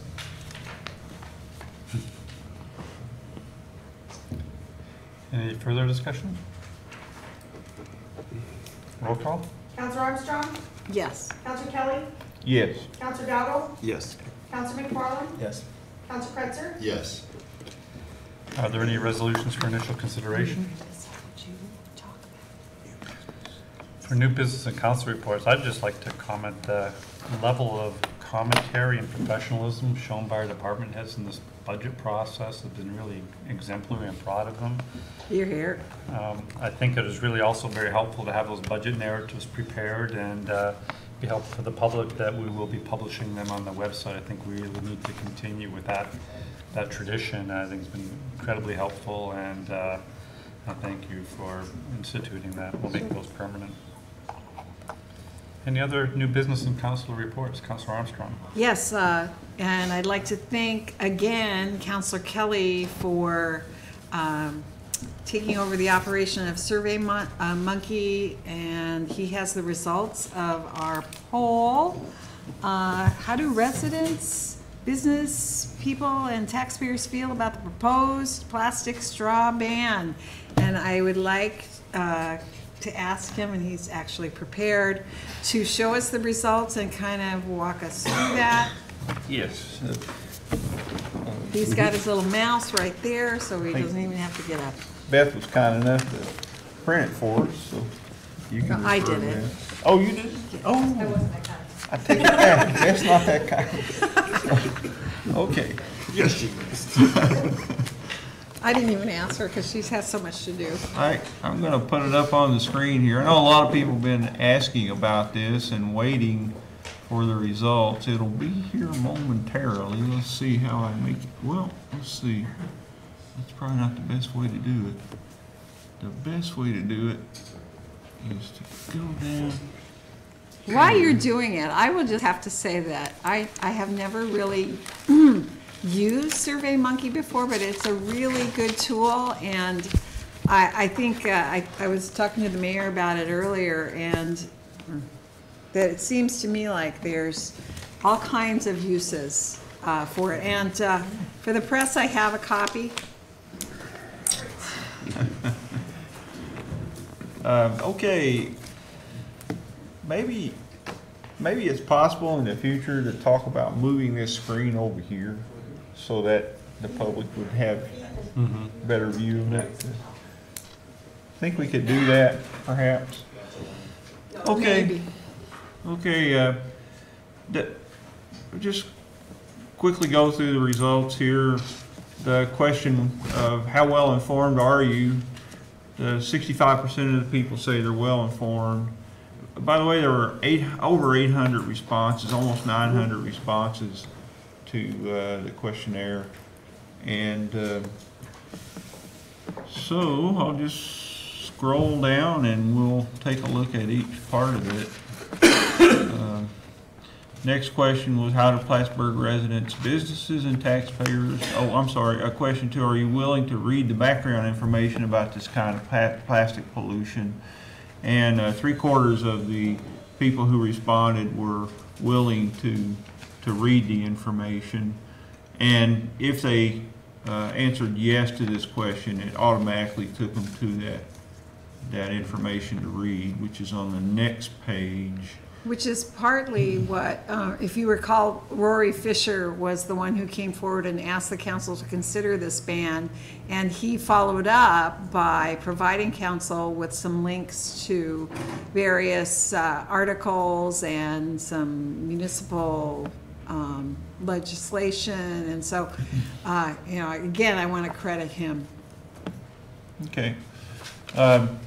We asked then the readers of that document to rate it from not at all helpful to very helpful, and the weighted average of that question was 3.77. So it was fairly favorable what people read, and they agreed that it was helpful information.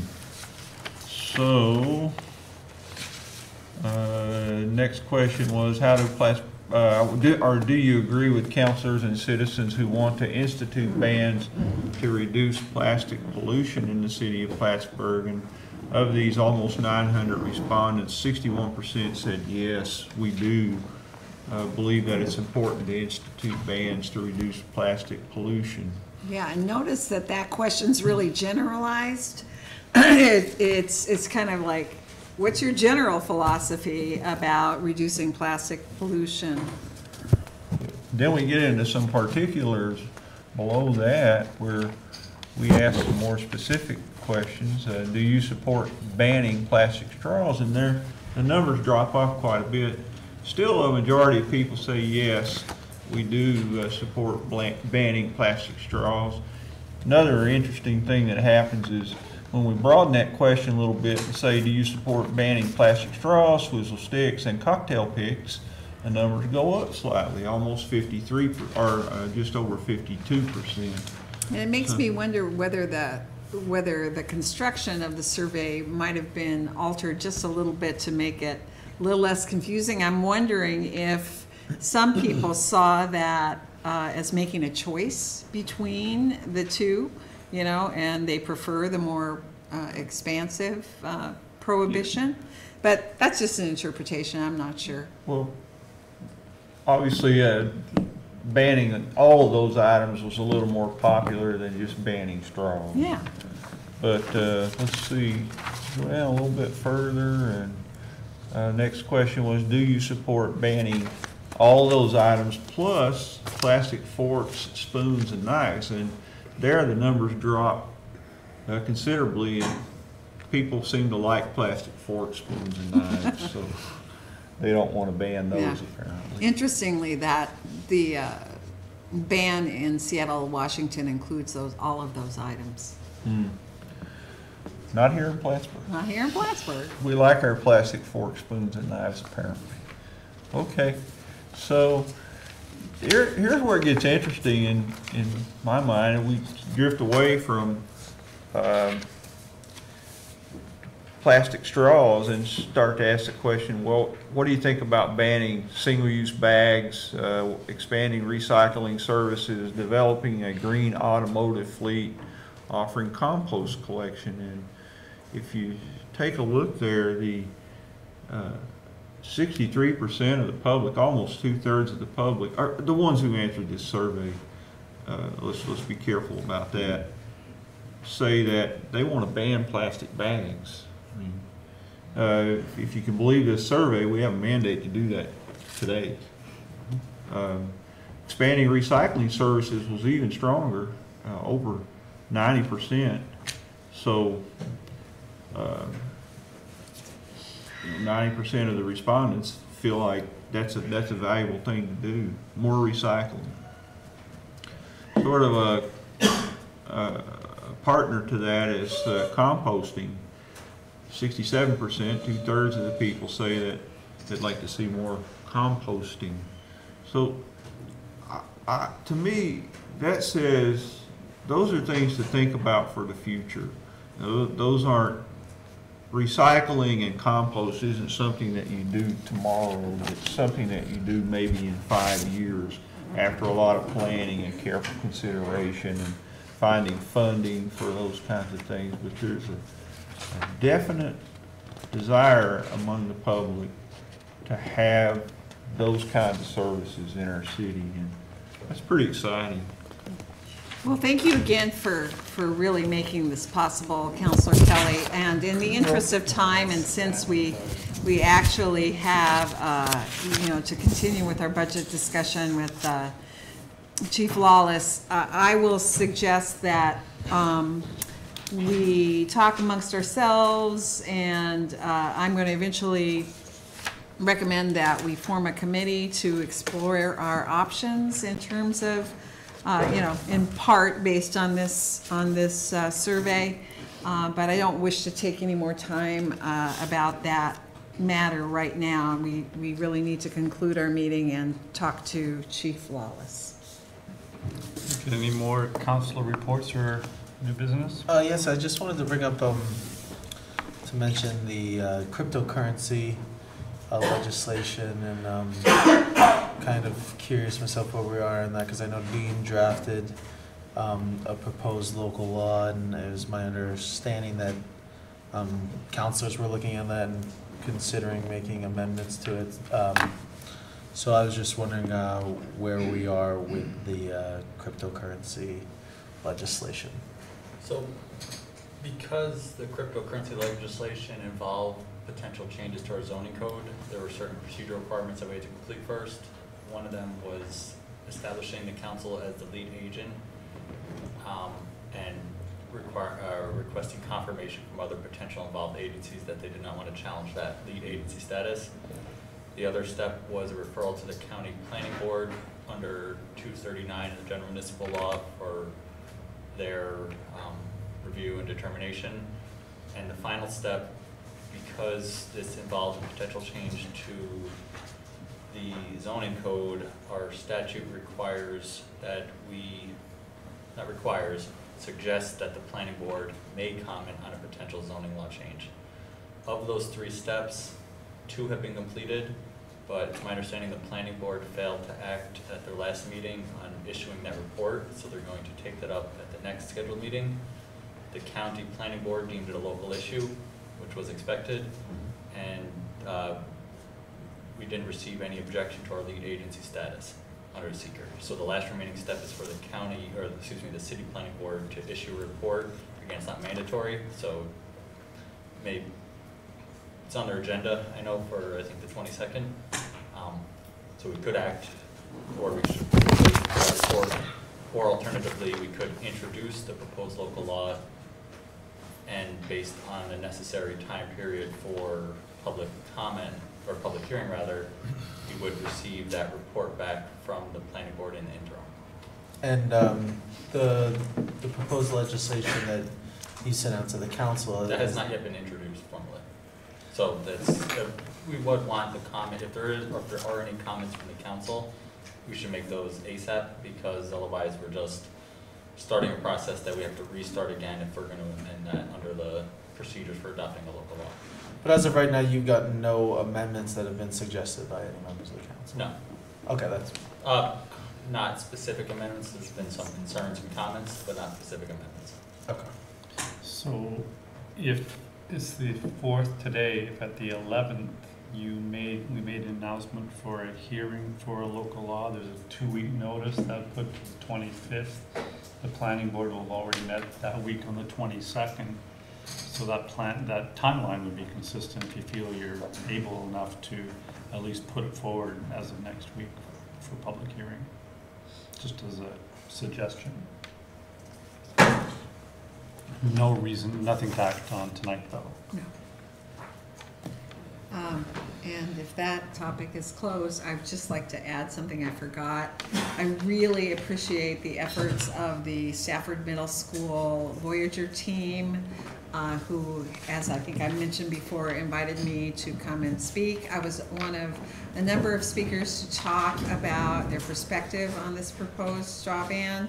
And then they had the kids take surveys, and I have them here, and I have the results, but I won't take your time. I won't tell you, except to say that they were generally overwhelmingly the students in favor of not only a straw ban, but more comprehensive measures.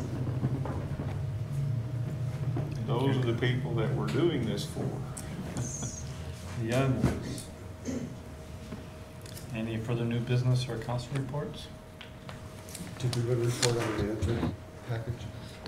Yes, we're discussing a couple of items. I think we're moving forward. There is some hope and expectation that we will be ready to introduce that, to go forward with the process that Councilor Ansel and you and I discussed beginning next week. There's just one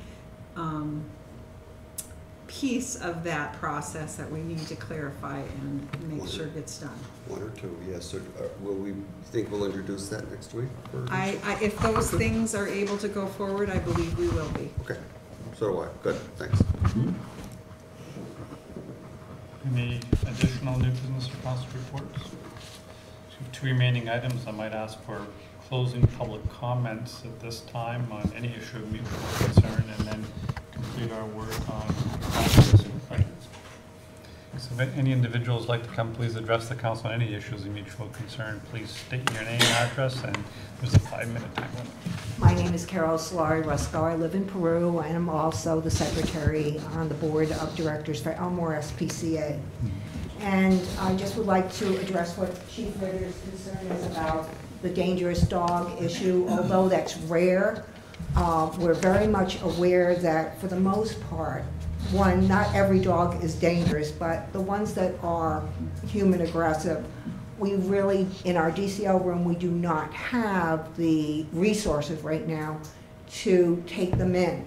We have been talking and doing some sketch work about expanding the DCL room where we could very well house more dogs and dangerous dogs.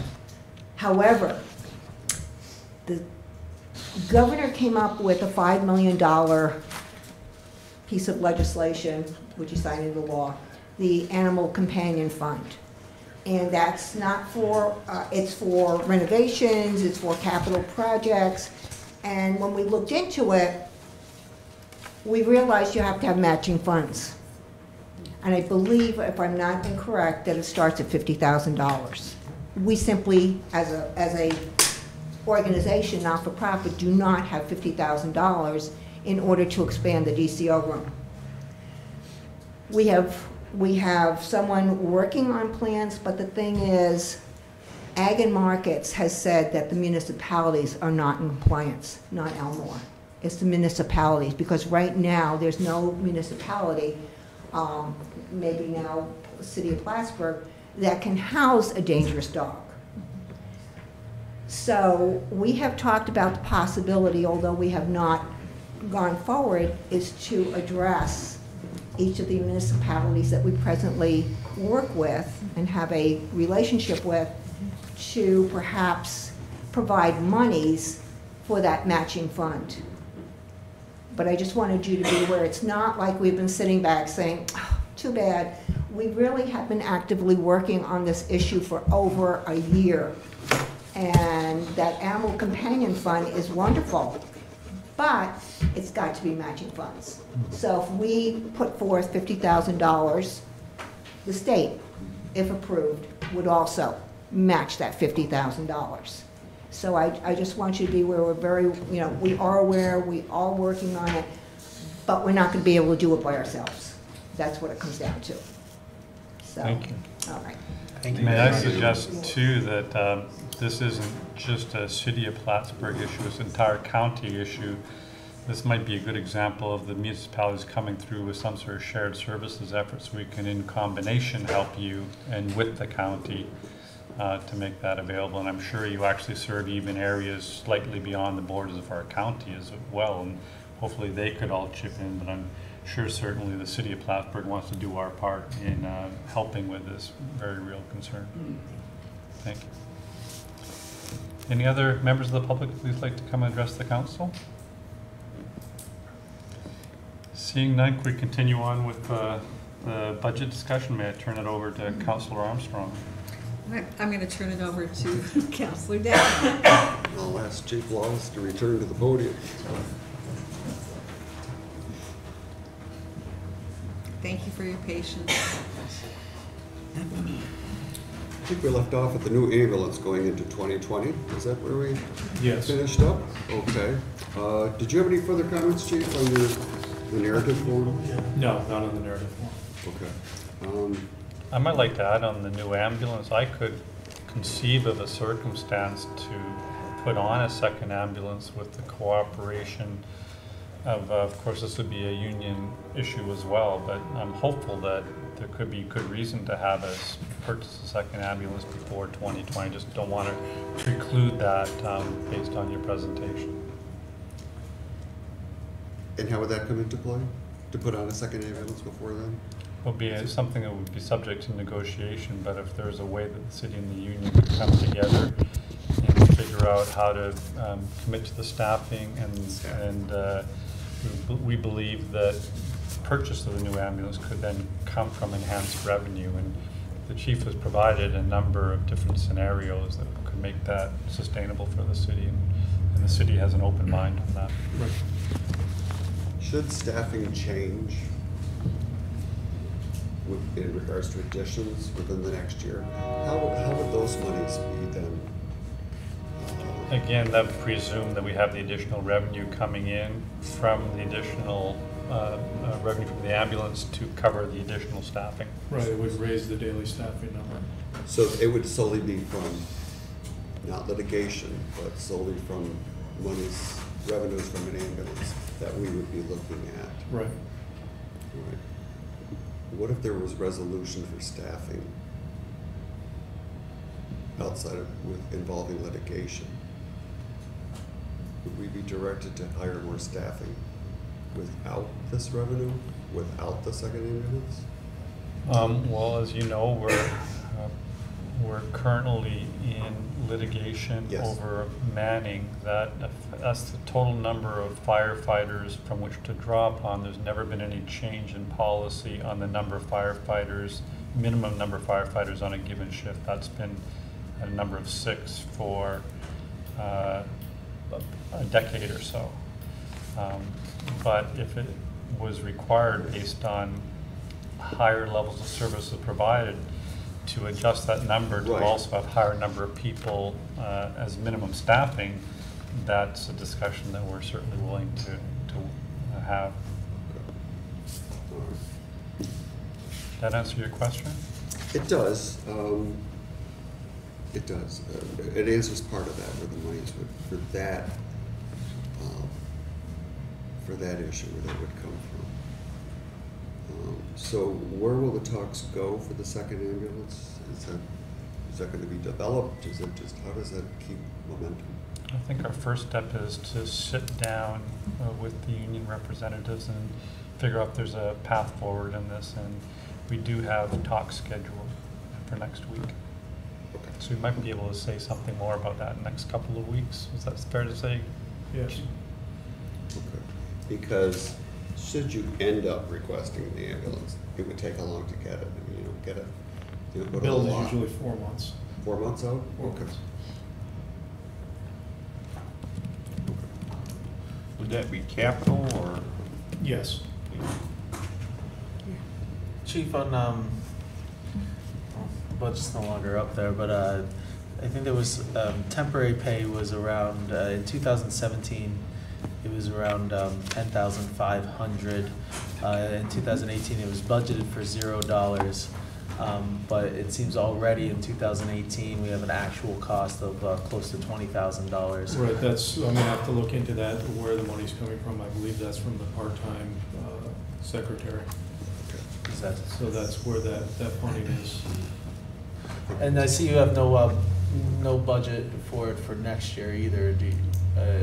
Right, I'm gonna look into that, make sure that there wasn't a typo. Okay.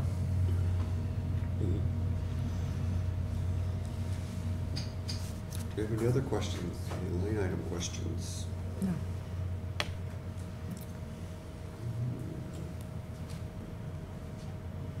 I have no others.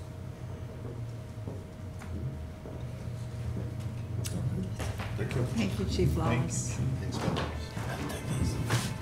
Any other items for tonight? Thank you, Chief. Whoops, sorry.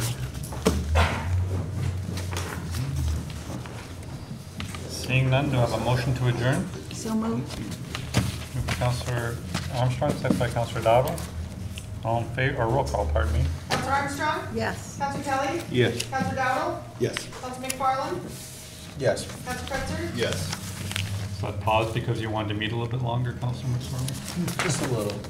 Or we've got too long. I would have said no, I guess. Oh, well, thank you very much, everybody, for coming. Thank you for a very productive meeting. Yeah, thanks for everything, Mike. So, actually, want to talk to you too.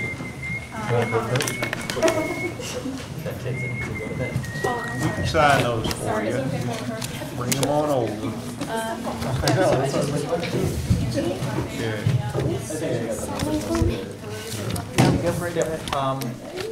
So, you know, we closed on the parcel. Oh, okay, yep, sorry. Finalizing the process of parcels now. That's necessary.